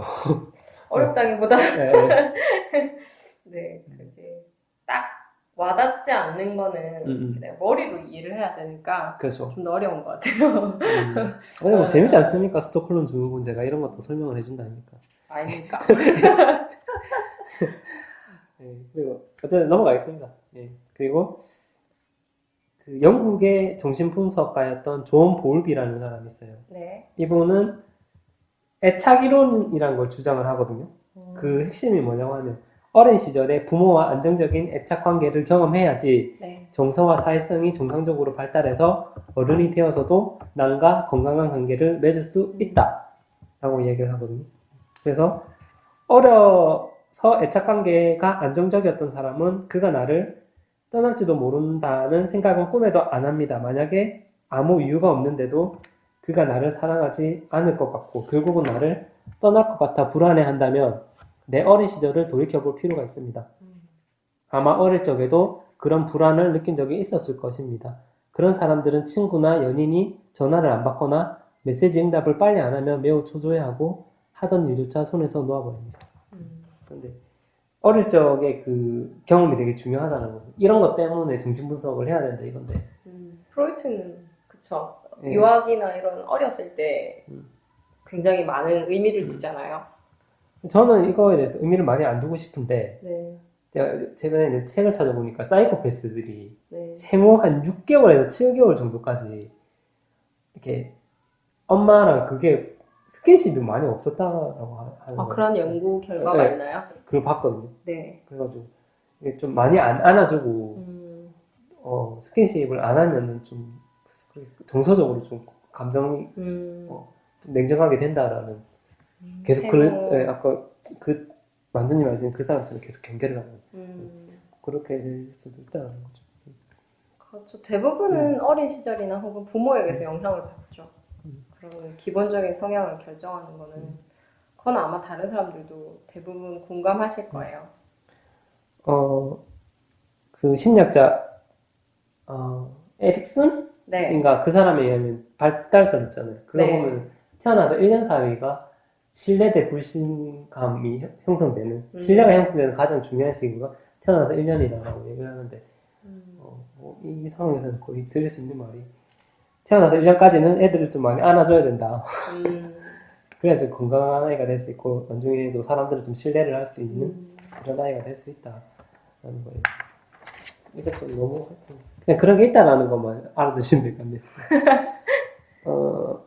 그리고 그 책에서 신호불안이라는 거에 대해서 이야기를 하거든요. 이거는 프로이트가 만든 말인데 네. 여기에 대해서 잠깐 책 설명을 읽어보면은 프로이트가 제안한 신호불안 시그널 엔자이어티라는 말은 정말 멋있습니다. 신호불안은 위험을 신호해주는 알려주는 기능이 불안에 있다는 개념입니다. 그러나 불안한 사람들은 불안에서 벗어나려고만 하지 무슨 신호인지 알려고 하지 않습니다. 우울, 분노도 마찬가지입니다. 왜 우울한지, 왜 화가 나는지 헤집어보면 내 성격의 성숙을 위해 얻는 것이 많이 있는데도 말입니다. 이거는 사람들이 힘들다라고 얘기는 많이 해요. 자기가 뭐 불안하거나 우울하거나 이런 거에 대해서 얘기를 하는데 거기에 대해서 내가 내 자신을 좀 알려고 하는 그 노력은 없다라는 거예요. 여기에 대해서 처음에 제가 이제 공항에 왔을 때도 그 원인을 아는 데까지 걸린 시간은 엄청났거든요. 왜냐면 그때까지만 해도 내가 내 자신을 좀 그때 내가 어떤 일이 있었고 내가 뭐 때문에 좀 부담을 느꼈는지에 대해서 좀 많이 자기 스스로에 대해서 좀 연구를 해볼 노력을 안 했던 것 같아요. 일단은 그 자체도 잘 모르는 개념이고, 그렇죠. 원인을 모르니까 더 그랬겠죠. 만두님은 자기 마음에 대해서 좀 이렇게 알려고 좀 노력을 한 적이, 예를 들어서 뭐 자기가 되게 우울하거나 이런 일이 있을 때, 나는 왜 지금 이렇지에 대해서 좀. 많이 생각해보는 편이에요. 아, 그러니까 아까도 얘기했지만 저는 심리 테스트나 이런 거 굉장히 관심이 많기 때문에 인터넷으로 뭐 이렇게 자료가 올라오면 항상 해보는 편이거든요. 뭐 하다못해 뭐 혈액형이라든지 별자리 이런 것도 굉장히 관심이 많아요. 그러니까 그런 것도 다 나오잖아요. 뭐 지금의 어떤 뭐 일이 있다, 뭐 어떤 상태다, 지금 심리가 어떻다 이런 얘기 나오면 굉장히 관심이 가죠. 그리고 분석을 해보려고 하죠. 나 괜찮은데 왜 이런 결과가 나왔을까? 라고 생각해서 좀 되짚어보면 의외로 발견될 때도 있고요. 맞네. 뭐 이렇게 생각할 때도 있고, 안 그럴 때도 있고요. 그럼 그 심리 테스트가 좀 이상한가 보다 생각하기도 하고. 제가 최근에 좀 상담을 몇 건 했는데, 네. 그 중에, 어떤 되게 어린 친구가 있었어요. 근데 그 애랑 22살인가 하여튼 얘기를 했는데, 이런 얘기를 하더라고요. 자기가 되게 많이 힘들어서 뭐 가출도 하고 자해가 자해까지도 해본 적이 있다. 네. 이런 얘기를 했는데 최근에는 좀 많이 좋아졌다는 거예요. 그래서 왜 어떻게 해서 좀 좋아졌나 이렇게 하니까 자기가 맨날 일기를 적는데요. 네. 내가 쓰는 감사일기는 아닌데 그냥 오늘 하루 그냥 여러 가지 있었던 일에 대해서 일기를 꼬박꼬박 적기 시작했는데 이상 일기를 적고 나서부터는 자기가 그렇게까지 비관적이지가 되지 않았다. 지금 좀 많이 긍정적이 됐고 많이 좋아졌다라고 얘기를 하더라고요. 글 쓰는 게 참 좋은 것 같아요. 그래서 단지 일기를 쓴다라는 것만으로도 정서적으로 좀 되게 좋은 효과가 있구나. 네. 저도 매일 아침에, 그러니까 저는 감사일기도 적는데 네. 그것만으로도 부족하다 이래가지고 네. 아침마다 저는 마음일기라고 내가 그냥 정한 이름이 있어요. 그걸 적는데 거기는 뭘 적느냐면 조금이라도 내 마음이 불편한 거나 좀 뭐 기분이 좀 안 좋거나 하는 일이 있으면은 거기에 대해서 항상 적어요. 내가 왜 이런 기분을 가졌을까에 대해서 적고, 그리고 거기에 대해서 내가 할 수 있는 일이 뭘까에 대해서 딱 적고, 그리고 그냥 내 마음을 알아주는 거예요. 지금 네가 요새 제가 예를 들어서 제가 뭐 요새 좀 돈에 대해서 좀 쪼달리는 건 아닌데 압박감은 있죠. 그러니까 내가 그냥 이래 살면 안 될 것 같다라는 느낌도 있고, 이러다가 언젠가는 좀 파산될 것 같은 느낌이 좀 들고, 그래서 왜냐면 수입이 확실한 수입이 없으니까 그런 거에 대해서 좀 불안한데, 거기에 대해서 또 그 불편한 느낌이 계속 시달리다가 이제 마음일기를 적었는데, 나는 지금 뭐 내가 할 수 있는 범위 안에서는 최선을 다하고 있고, 뭐 그리고 뭐 시급도 9,000원 올랐고 뭐 이런 거를 계속 적습니다. 계속 적으면은 이게 그래서 내가 내 마음을 알아주고 있구나. 내가 내 마음을 알아주고 있다는 게 얼마나 크게 작용하는지에 대해서. 그다음부터는 마음일기 적고 나서부터는 안 괴롭히더라고요. 내가 내 마음을. 왜냐면은 나는 일기를 적음으로써 내가 내 마음을 알아주니까. 그렇게 해서. 그리고 거기에 대해서 충분히 대책 같은 것도 생각을 해보니까 괜찮아지더라고요. 저도 여러분들한테 일기를 적을 것을 좀 추천해요. 어떤 식으로든지 그냥 뭐 하루에 한 줄이라도 적는다라는 것 자체가 좀 중요한 것 같아요. 그게 쉽지는 않더라고요. 제가 그렇죠. 해봤는데 그거를 진짜 그렇게 꾸준히 한다는 게 정말 쉬운 일이 아니에요. 아무리 짧게 적는다 하더라도 그걸 뭔가 펴고 손에 펜을 들고. 그러니까 저도 이게 그거 맨날 일기 쓴다는 것 자체가 불가능하다고 생각을 했는데, 저는 최근에 그게 가능하다라고 확신을 바뀌었죠. 왜냐면 내가 지금 재작년 10월 때부터 일기 적고 있으니까 이게 지속적으로. 참새님은 보통 분이 아니세요. 지속적으로 일기를 적는 게 가능하다라는 걸 알았죠. 안 적으면 뭔가 허전한 그런 느낌이 올 때까지 계속 적으면 됩니다. 그러니까. 제가 그렇게 몇 달을 한번 해봤는데요.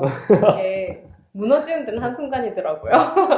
진짜 안 쓰기 시작하니까 1주일이 2주일이 되고 2주일이 3주일이 되고 한 달이 되고 그게 쉽더라고요. 그래, 이 나태함을 극복을 해야 됩니다. 네, 그게 핵심입니다, 여러분.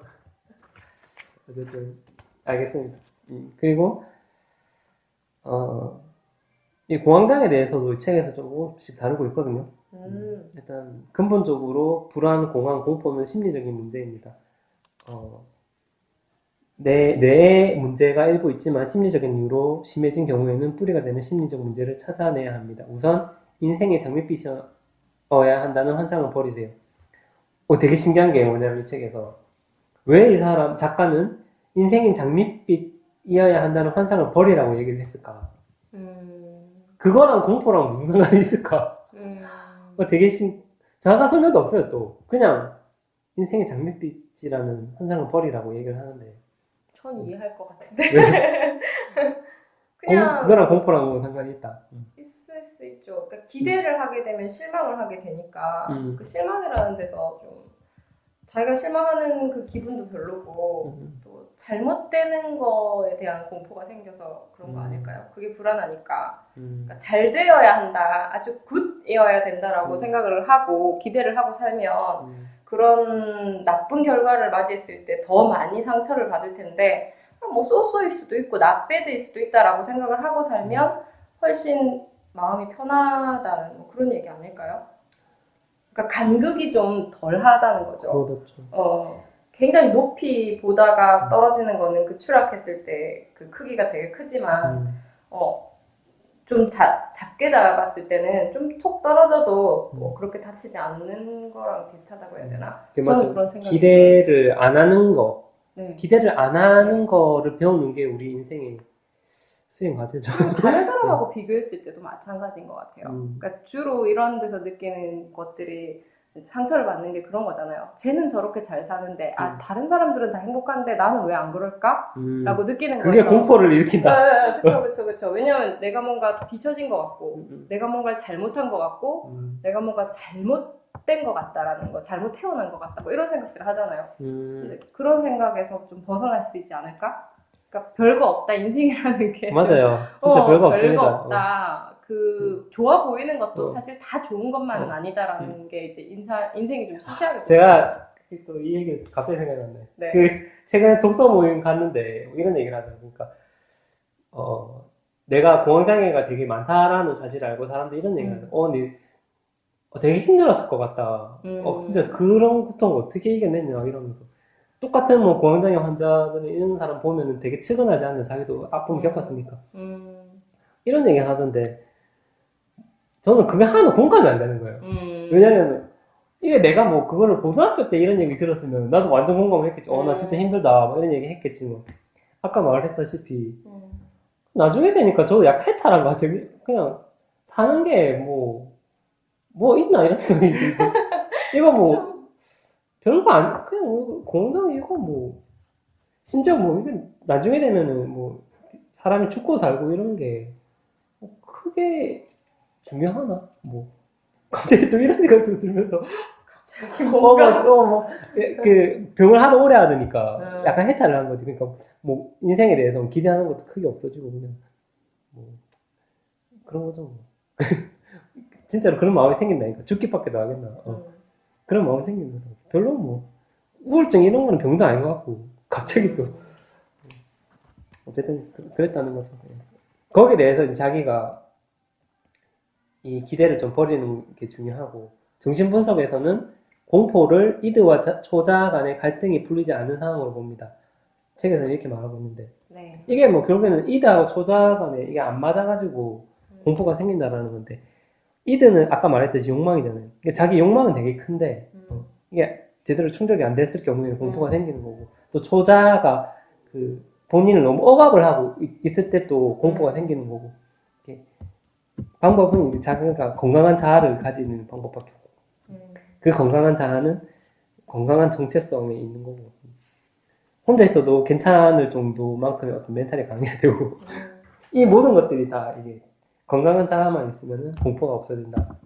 저도 이제 공황장애 완전 없어졌거든요. 해탈한 거지 뭐. 인생이 장밋빛이라는 생각을 애초부터 안 하고 그런 겁니다. 그리고 이제 우울에 대해서도 좀 이야기를 하거든요. 그리고 우울은 초자의 작품입니다. 이렇게 얘기하는데 왜냐면 초자는 나를 늘 야단치고 비난할 준비가 되어 있습니다. 방심하고 있으면 모든 것이 내 탓이라고 소리를 높입니다. 야 이거 무조건 네 탓이니까 니는 아무것도 하지 마. 이렇게 말하는 게 초자거든요. 그러니까 초자의 힘이 너무 강해졌을 때는 자기가 우울증에 걸린다. 이렇게 얘기하고 있어요. 우울증이라고 느껴볼 만큼 우울했던 적 있어요? 우울증 있죠. 사람이 살면서 그런 근데 우울증은 왜 걸리는 것 같아요? 본인 생각했을 때. 주로 뭐 어떤 인생에서 실패를 겪었을 때겠죠. 실패를 겪는다는 게 이제 다양한 거죠. 뭐 그냥 간단하게는 시험에서 이렇게 불합격했을 때 뭐 여러 가지 이제 뭐 취업이라든지 뭐 입시라든지 이런 것들도 있을 수 있고 또 뭐 인간관계를 크게 실패했었던 그런 뭐 충격 때문에 그런 거에서 사실 비롯되는 거 아닐까요? 내가 더 이상 뭔가 상처받고 싶지 않을 때 모든 걸 다 끊어버리고 싶다는 생각이 들잖아요. 아무것도 하고 싶지 않을 때. 그 무기력이 그때 진짜 마치 초자가 야 니 아무것도 하지 마. 그냥 가만히 있어. 그냥 가만히 있어. 네가 다치지 깝치지 마. 네가 다치지 않으려면 그냥 가만히 있는 거야. 라고 그래서 무기력해져가지고 그냥. 무기력하고 우울은 거의 같이 오는 것 같더라고요. 그래서 그러면서 이제 마음의 문을 닫는 거죠. 그러면서 우울하게 되는 거고 물이 고이면 썩는 법이니까 말 그대로 이제 속에 뭔가가 고여서 계속 이렇게 골마 나가는 거죠. 그게 우울증인 것 같아요. 이 우울에 대해서 작가는 이거가 좀 또 하나의 기회가 될 수도 있다라는 거에 대해서 얘기를 하거든요. 좀 읽어보면 우울 증상은 내 마음이 나에게 보내는 편지입니다. 너무 앞서서 나가지 말고 이제는 좀 속도를 줄이면서 천천히 나와 내 삶을 성찰해보라는 경고이자 기회입니다. 내 자아와 내 초자를 살펴보세요. 자아가 너무 약해진 것은 아닌지 아니면 초자가 너무 강해져서 내 스스로 나를 벌하고 있는 것은 아닌지 들여다보아야 합니다. 이렇게 설명을 하고 있습니다. 그리고 프로이트가 얘기한 타나토스라는 개념이 있는데 이거는 자기가 자기 스스로를 좀 망가뜨리려고 하는 그런 경향이 있다는 거거든요. 이 책에서도 그런 말이 나와요. 내가 나를 망가뜨림으로써 만족감을 느낀다면 말이 되는 일일까요? 이성적으로 생각하면 전혀 말이 되지 않습니다. 무의식의 세계에서는 말이 됩니다. 이는 프로이트가 주장한 죽음의 본능과도 연결됩니다. 예를 들어 흡연, 폭금, 폭식, 약물 낙용, 남용 등이 그러합니다. 자신에게 나쁜 줄 알면서도 그러하는 것은 불안을 해소하려는 시도이기 때문입니다. 내가 나를 처벌한다는 의미도 있습니다. 벌받는 괴로움을 통해서 죄책감을 덜어내는 행위에서 얻는 만족감이 해로운 습관을 버리지 못하는 동기가 됩니다. 이렇게까지 설명하는 게 있습니다. 자기가 자기 자신을 벌한다. 그렇게 함으로써 뭐 죄책감을 좀 덜어낸다. 이게 좀 이해가 가십니까? 그럴 수 있는 것 같아요. 죄책감이라는 게 글쎄요. 어느 정도 크기를 얘기하는지는 잘 모르겠는데 그렇게까지 죄책감을 느낄 만한 일은 뭐 해본 적이 없는 것 같긴 한데 제가 좀 어떤 사람들은 자기가 뭐 네. 어떤 잘못 해놓고 네. 그래 죽어야지 내가 이러면서 그럴 수 있죠. 그러면 술 마시고 뭐 이렇게 하면서 그런 사람들 있잖아요. 네. 자기 자해하고 저는 약간 제 스스로를 억압했으면 억압했지 죄책감을 느낄 행동을 그렇게 많이 하는 편은 아닌 것 같아요. 네. 그게 오히려 이제 저를 더 괴롭게 하는 거죠. 제가 스스로를 너무 이렇게 틀에 가두려고 하고, 막 그런 심리적으로 좀 억누르는 게 오히려 있는 것 같아요. 그런 얘기 아세요? 착한 아이 컴플렉스? 그런 얘기 있잖아요. 약간 그런 것도 있고요. 저한테 그런 모습이 좀 있거든요. 그런 것 때문에 괴로웠기 때문에 저는 오히려 죄책감을 느낄 만한 행동은 그렇게 많이 하진 않았던 것 같아요. 그러니까 반대편이겠죠? 나쁜 쪽이지만 둘 다 그렇게 좋은 건 아니지만 오히려 자기 자신을 좀 표출하지 못하고 좀 억압하는 스타일이에요. 그쵸. 내 욕구보다 내 욕망보다는 약간 보여지는 거, 어른한테 칭찬받는 거 이런 거에 좀 더 매달렸기 때문에 그런 것 같아요. 그래서 그런 걸 제가 죄책감을 막 이렇게 강하게 가져본 적이 없어서 막 나를 망치고 나를 막 이렇게 고통을 주고 이런 거에 대해서 크게 공감을 하지는 못하는 것 같아요. 우리 사람들은 좀 되게 미혹한 사람들은 네. 죄책감을 너무 크게 가진 경향이 있거든. 자기가 조그마한 어떤 행동을 작은 했으면 거에도 너무 심하게 막 죄책감 가지고 항상 이렇게 뭔가 사람들하고 이렇게 막 얽혀가지고 벗어나지도 못하고 그런 사람도 있는데 이렇게 건강한 자아가 되기 위해서는 여러 가지 일단은 스스로에 대해서 너무 가혹하지 않았으면 좋겠어요. 그렇게 할 필요도 없고 자유로워지면은 좀 더 건강한 관계가 될 수 있으니까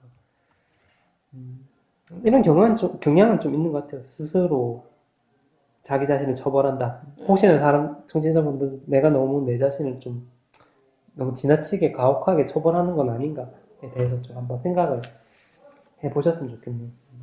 이게 나중에 결국에는 더 자신을 우울하게 만드는 거니까.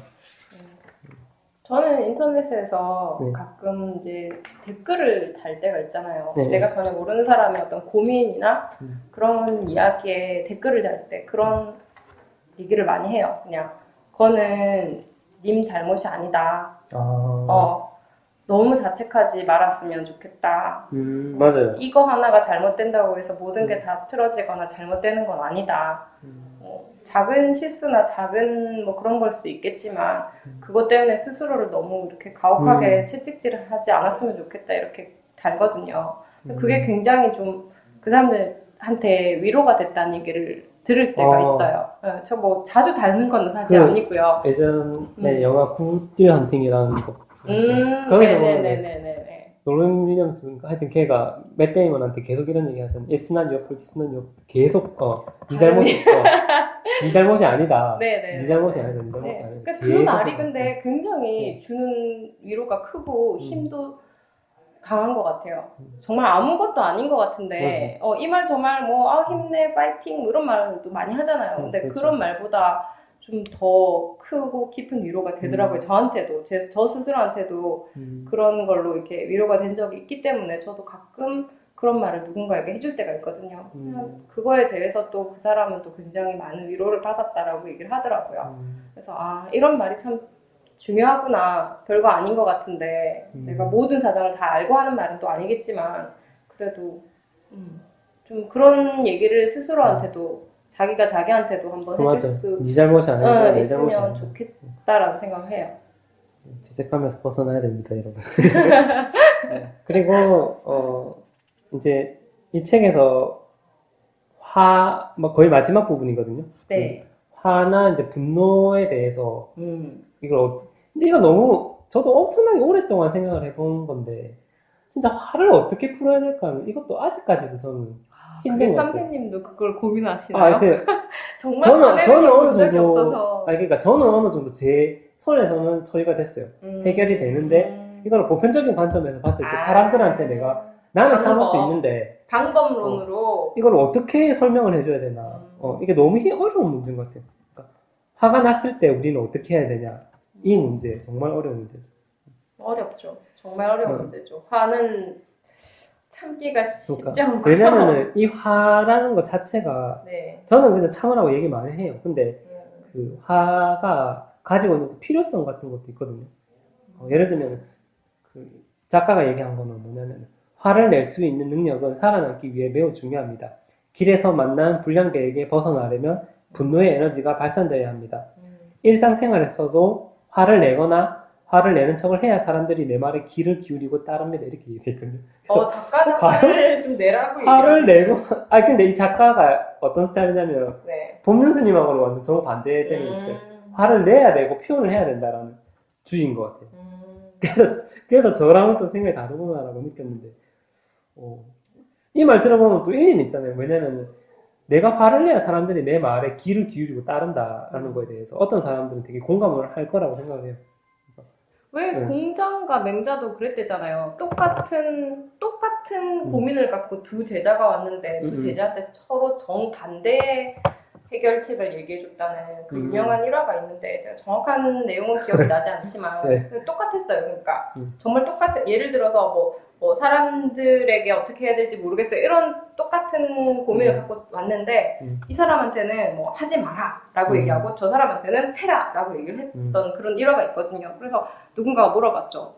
왜 같은 얘기를 해결책을 다르게 얘기하냐고 했더니 이제 그게 그 사람에게 맞는 해결책이었다는 거죠. 얘는 그게 과하기 때문에 줄여준 거고 얘는 그게 너무 부족하기 때문에 어떤 사람은 늘어준 거고 화를 좀 낼 필요도 있다라고 얘기하는 거예요. 그러니까 그렇게 결국은 이제 사람에 따라서 다른 해결책이 필요한 게 아닐까요? 법률스님이 중요한 사람도 있고 저는 화를 낸다는 것 자체가 나쁜 건 아닌 것 같아요. 화를 내면은 확실히 좀 되게 시원할 때가 있잖아요. 근데 그게 대충 예를 들면 어떤 거냐면 자기가 만약에 집에 있는데 모기가 한 마리 되게 신경 쓰이게 하는 게 있다.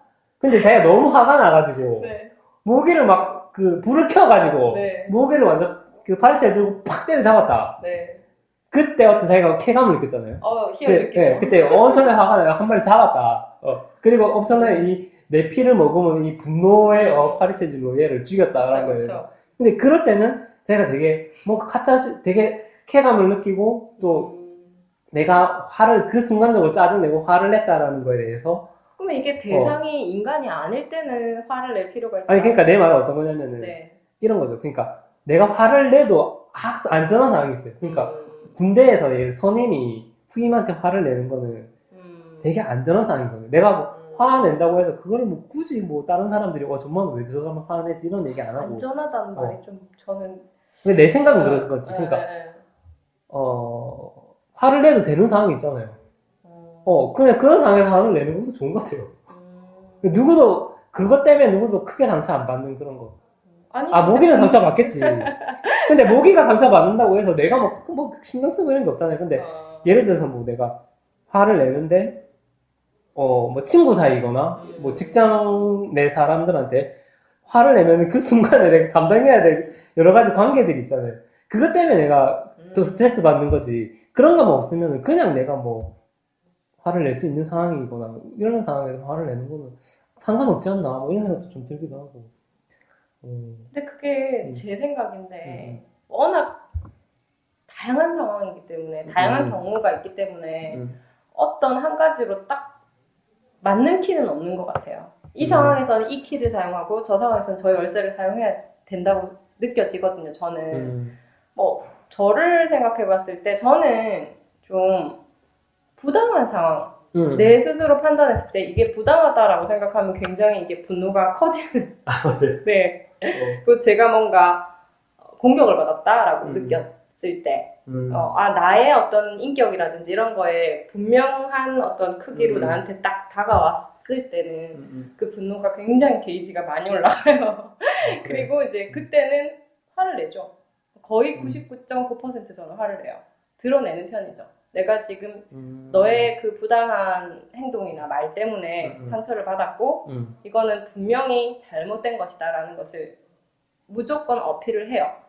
어떻게든 어떤 방법으로든. 그래요? 그쵸? 뭐 화를 내는 걸 수도 있지만 또 다른 뭐 그냥 설득을 하는 걸 수도 있고요. 얘기로 대화로 풀 수도 있는 거지만 어쨌든 표현은 해요. 자, 이제 거기에 대해서 네. 이제 얘기를 좀 나눠볼게요. 왜냐면 이게 작가가 말하고자 하는 바가 몇 개 좀 많거든요. 네. 재밌는 게 되게 많아요. 네. 근데 첫 번째로 재밌는 게 뭐냐면 그 분노를 표현하는 게 꼭 몸을 움직여 공격적일 필요는 없습니다.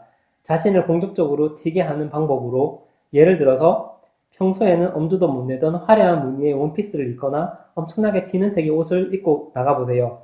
공격적인 형태의 장신구만으로도 큰 효과를 볼 수 있을 것입니다. 이게 첫 번째로 웃겼던 거였어요. 왜냐면 웃겼어요?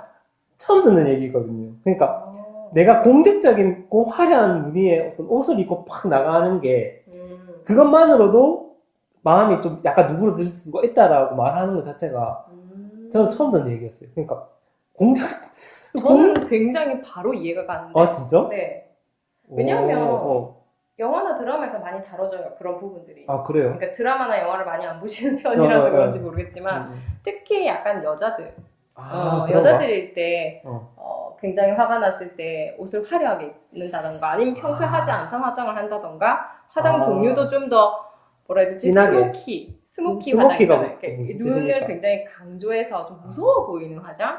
약간 좀 강해 보이는 그런 류의 화장들을 얘기하는 것 같아요. 상대방이 약간 위축되도록. 그쵸. 근데 이제 그 대상이 꼭 길 가다 만나는 사람들은 아니잖아요. 그렇죠. 내가 화난 대상이. 그래도 이제 그렇게 하는 거에서 약간 해소. 그렇게 하면 자기 어떤 공격적인 걸 조금이라도 표출이 될 수 있다는. 동물의 세계에서는 그런 거 있지 않나요? 상대를 이렇게 뭔가 위협하기 위해서 막 날개를 확 편다던가 뭐 그런 것들 있잖아요. 그 동물의 세계에서 하는. 그런 식으로 좀 표현을 하는 거지. 남을 위협하는 어떤 행동이라고 느끼기 때문에 자기 스스로는 약간 만족이 되는 것 같아요. 그 남들은 솔직히 모를 수 있잖아요. 사실은 이런 상황들이 왜 일어나느냐면은 우리가 쉽게 누구한테 그렇게 대놓고 화를 내기가 좀 애매한 상황이 되게 많으니까 이런 상황들이 계속 벌어지는 건데 또 다음에서 이 문장이 좀 긴데 되게 재밌거든요. 이거 읽어볼게요. 물리적인 행동만이 분노를 표현하는 것은 아닙니다. 말은 무엇보다도 날카로운 칼입니다. 남에게 상처를 주어서 내 분노를 달랠 수 있는 훌륭한 도구입니다. 최대한 위협적인 언어를 선택하십시오. 너무 위험하다고 생각되면 상대방이 당황하고 싫어할 만한 농담도 됩니다. 나중에 문제가 되더라도 그냥 농담이었어 하고 넘길 수 있으니까요. 두 사람만 그 자리에 있었다면 나중에 문제가 되더라도 나는 그런 말 한 적이 없다 고 우기세요. 상대방 자존심의 아킬레스건을 찾아서 적극적으로 공략하세요. 그의 삶에서 자신감이 증발되어 날아가 버리도록 전략적으로 행동하세요. 여러 사람이 있는 자리에서 그를 민망하게 만드십시오. 그리고 그가 열받아서 하는 이야기는 무시해버리세요. 뭐 이런 이야기들이 있는데 저는 이걸 보면서 어떻게 이렇게 이야기할 수가 있지? 그러게요. 그러니까 저 요점을 하면은 그러니까 최대한 위협적인 언어를 써라.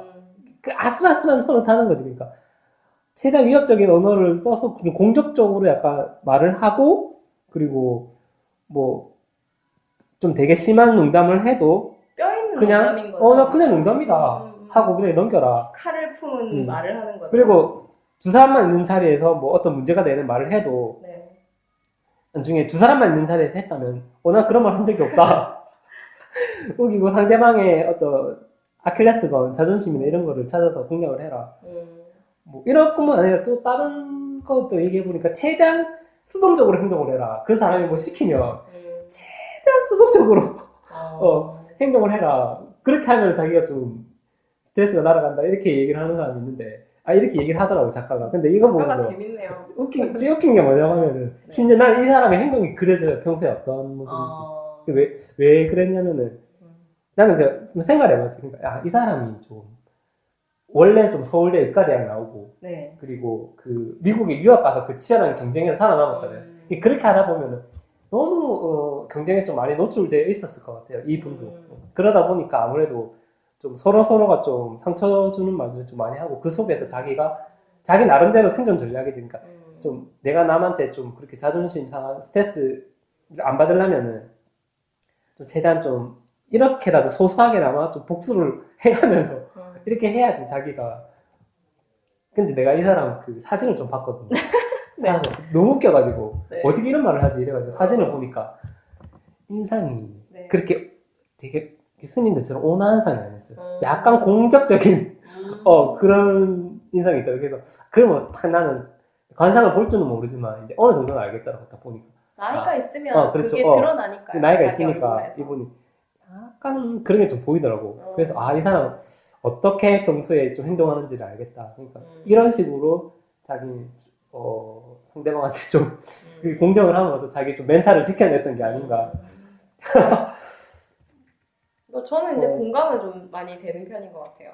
공감은 되는데 이제 의사가 이런 말을 했다는 게 좀 그렇죠. 좀 의아하다. 그러니까 아마 일본은 내 환자들이 와도 이렇게 얘기했겠지. 그러니까 뭐 되게 화가 나는 상황이 있으면 뭐 스모키 화장을 되게 진하게 하고 그리고 그 사람이 하는 행동에 최대한 수동적으로 뭐 하고 뭐 그리고 되게 심한 농담을 해라. 그렇게 함으로써 네가 좀 스트레스를 좀 풀어야 되지 않겠냐. 어쨌든 화병이 나는 것보다 낫다라고 여긴 것 같아요. 그래야 좀 더 이렇게 뭔가를 쌓아놓지 말고 풀어야 건강한 마음이 될 수 있다라고 그렇게 믿는 편인 것 같아요. 이 의사는. 그러니까 그런 식으로 얘기를 하겠죠. 참아라, 뭐 넘겨라, 뭐 해탈해라. 계속 이렇게 뭐 이런 말이 나오는데 분노라는 무의식을 다스리는 방법이래 가지고 화를 푸는 방법에 대해서 막 또 계속 이야기를 합니다. 하다 보니까 뭐 이런 또 얘기도 했어요. 일단은 내가 마음이 불편해졌다고 얘기하세요. 그리고 기다리세요. 궁금해진 상대는 당신에게 무엇이 불편한지를 물어올 것입니다. 그러면은 다시 좀 더 이야기를 하세요. 예를 들어 당신이 이렇게 말을 했는데 나는 그것이 마음에 걸렸다. 고 하면은 상대가 어째서 그렇게 느꼈는지 되물을 것입니다. 이런 식으로 단계별로 천천히 물속에서 양파의 껍질을 벗기듯이 진행을 해야 갑자기 분노에 화산이 터져도 상대는 살기 위해 격렬하게 반응하거나 도피하지 않습니다. 뭐 이런 식으로 얘기하는데 마음이 불편해졌다고 이야기를 하라고 하네요 또. 정인님이 하는 것도 그런 거 아닙니까? 뭐 불편한 게 있으면 좀 마음이 불편하고 상대방한테 네, 저는 무조건 얘기를 해야 되는 편이에요. 그래서 해결을 해야 돼요.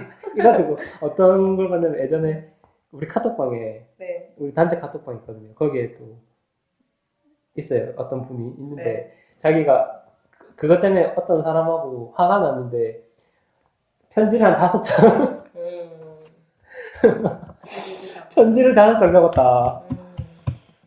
일단 근데 그것도 근데 그것 긍정적으로 보더라고 상대는 그 정윤님은 그 긍정적으로 내가 이렇게 해야지 내가 일단 스스로 화를 좀 다스릴 수 있고 이렇게 해야 상대방도 얼마나 건강한 방법이에요 근데 편지 5장 건강. 네, 건강한 방법이죠. 적어도 폭력을 쓰지 않았고 상대를 어디서 이렇게 비난하고 험담하는 것보다는 훨씬 낫죠. 그 사람하고 일단은 1대1로 해결을 하겠다는 거니까. 그런 의지는 있죠. 네, 그리고 글 쓴다는 게 쉬운 게 아니잖아요, 사실은. 편지 5장을. 상당한 정성이 필요하고 상당히 보통의 사람은 여자들은 좀 그런 경향이 있다면서요. 그 카톡을 엄청나게 장문. 장문의 카톡. 네, 있어요. 그런 거 많아요.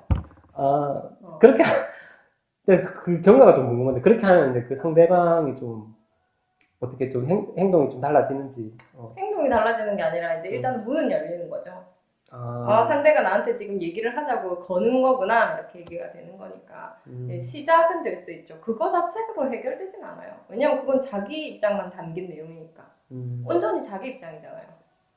그렇다 보니까 이제 서로가 얘기를 일단 대화의 문을 여는 역할을 해주는 것 같아요. 작가는 좀 일단 그것도 솔직하게 말을 하는 거잖아요. 그쵸. 그러니까 그게 솔직하게 말을 하는 게 좀 좋다라고 얘기를 하는 편이고. 저랑은 확실히 다르네. 이게 방식이 좀 달라요. 저는 이렇게 안 하거든요. 정말 범죄스님이 저는 어느 순간에 있어서 그 사람들한테 어떤 거는 기대치라고 해야 되나? 그거 자체가 그냥 별로 없어요. 어느 순간 되니까. 그래서 뭐 그걸 굳이 뭐 바로 잡아야 되겠다는 생각도 안 들고 그냥 아까 초월하는 것 같아요. 아까 여기 반동형성 아까 초반에 얘기했는데 반동형성은 그게 많이 쓰시죠? 아니 많이 쓰는데 그건 안 좋을 수도 있다고 생각해요. 왜냐면 그 상대방을 자기가 미워하기 때문에 사랑하는 거는 좀 부작용이 나타날 수도 있다고 생각해요. 그래요? 그걸 감추기 위해서 사랑하는 건데. 근데 이 반동 형성에서 한 발 더 나아가면은 초월이라는 단계가 나오거든요. 이때는 어떻게 되냐면 사람이 아니지 그거는 사람을 사랑하는 게 아니에요. 미워하는 걸 감추기 위해 사랑하는 게 아니라 나중에 어떤 느낌까지 드냐면은 몸에서 사리가 나오지 그게 않나요? 상대방한테 대한 사랑이 아니라 조금 비슷한 건 좀 달라요. 그게 사랑은 아니라 그게 어떤 연민이나 동정같이 바뀌거든요.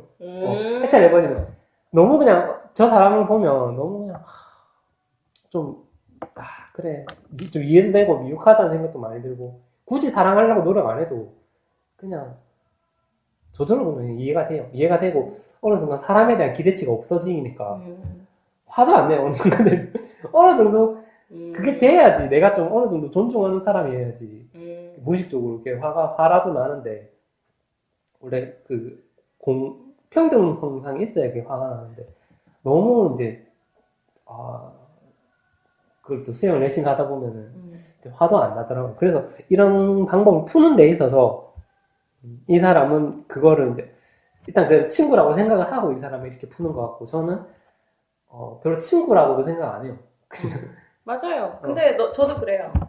이 사람하고는 그렇죠. 조금의 애정도 없고 그 사람하고 유지하고 싶은 생각이 전혀 없어요. 저는 이렇게 생각해요. 심지어 내가 이렇게 편지를 5장, 10장 써도 그 사람이 100% 이해한다고도 생각 안 해요. 당연히 못하죠. 저도 받아본 적도 어느 정도는 본 적도 이해하겠지. 있는데 다 이해 못해요.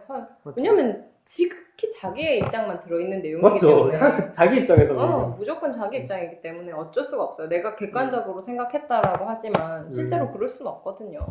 결국 자기 입장일 뿐이니까 이제 거기서 다시 시작한다고 했잖아요. 아까 제가 대화의 문을 여는 거 정도지 그건 해결이 절대 될 수는 없는 것 같아요. 혹은 이제 내 속은 시원하겠죠. 그래서 일단 이제 어느 정도 우리가 좀 더 성숙해지고 성장해지면 저는 그런 것 같아요. 그 인생을 바라보는 데 있어서 기대치도 좀 줄어들고 그리고 인간관계에 있어서도 기대치가 좀 줄어들고 기대치가 높으니까 이게 자꾸 화가 나고 이런 건데 이걸 좀 줄이면은 이게 좀 어느 정도는 좀 되게 될 것 같아요. 물론 좀 솔직하게 말하는 것도 필요하죠. 근데 내가 말하는 솔직함이라는 거는 내가 이렇게 솔직하게 말을 했을 때도 인간관계가 안 상하겠다 싶은 얘한테는 내가 말을 해도 안 상하겠다 싶을 만한 관계가 있잖아요. 네. 그런 사람한테는 어느 정도 선에서는 좀 솔직하게 야, 그거 좀 서운하다 이런 식으로 그것도 너무 직설적으로 말아. 약간 웃으면서 야, 이거 좀 너무한 거 아니야? 야, 그것 좀 아닌가? 이런 식으로 얘기는 하겠지. 근데 딱 봐서 말을 해봐야 뭐 부작용만 나올 것 같은 사람한테서는 그냥 안 하는 편이고. 맞아요. 말이 안 통하는 사람한테는 안 해요. 그래서 이 문제는 정말 화를 다스리는 방법이나 화를 처리하는 이 방법이 어떻게든 그걸 풀어야 되잖아요. 그쵸. 근데 만약에 진짜로 법륜스님처럼 당연히 화가 나야 될 상황인데 자기가 화가 안 난다라고 하는 거는 뭐 화를 풀 필요도 없겠죠. 그냥 그 사람이 되게 자기는 아이고 좀 불쌍한 중생들 이렇게 생각하면 되는 건데 거기에 대해서 좀 화가 났다고 하면은 어떤 식으로 좀 풀 필요는 있겠죠. 그리고 최소한 중요한 건 여기서는 억압하지는 말라는 것. 너무 그렇게 참으려고 하거나 이렇게 그렇게 하지는 마라. 그런 건 것 같아요. 어떤 식으로든 어필해서 자기 감정을 좀 잘 해소하는 게 적극적으로 만드는처럼 그렇게 하는 것도 괜찮을 수도 있겠네. 얘기 들어보니까. 일단 자기의 마음은 좀 풀리잖아. 네, 맞아요. 비록 약간 부작용은 조금 있을 많아요. 부작용이 없을 수는 없어요. 그런 것들이. 모든 사람하고 다 잘 지낼 수도 없는 거니까. 그렇죠. 그런 거에 대한 뭐 여러 가지 기대치를 좀 놔야 되겠네요. 어쨌든 저희가 이 책에서 이야기할 부분들은 거의 다 이야기를 했고 책의 전체적인 어떤 핵심은 다시 한번 말씀드리면 강한 자아가 돼야 된다. 그래야지 우리가 좀 행복하게 살 수 있다. 멘탈 갑. 성숙된 사람으로 살 수 있다라는 거에 대해서 저희가 여러 가지 이야기를 들어서 좀 이야기를 전체적으로 나눠봤습니다. 어쨌든, 오랜만에 하니까 좋네요. 제가 솔직히 그렇게 재밌는 방송은 아니에요. 제가 그걸 말하는데 계속 듣다 보면은 이게 다 여러분들한테는 이게 남는 거라니까. 다 도움이 되고. 진짜 말 그대로 유용한, 꼭 필요한 인문학적 지식을 제가 드리고 있습니다. 그래서 그렇게 생각하시고요. 네. 체면을 걸고 있는 것 같아요. 다음 방송은 제가 2주 뒤 정도에 할 생각이거든요. 네. 1주 뒤에 해도 되는데. 네. 바빠가지고. 바빠가지고. 알랭드 보통 작품을 한 개 할 것 같아요. 뭐가 될지 모르겠는데, 알랭드 보통 여러분들 좀 좋아하시니까. 좋아하시죠? 그래서, 한번, 좋아한다고 네. 믿고.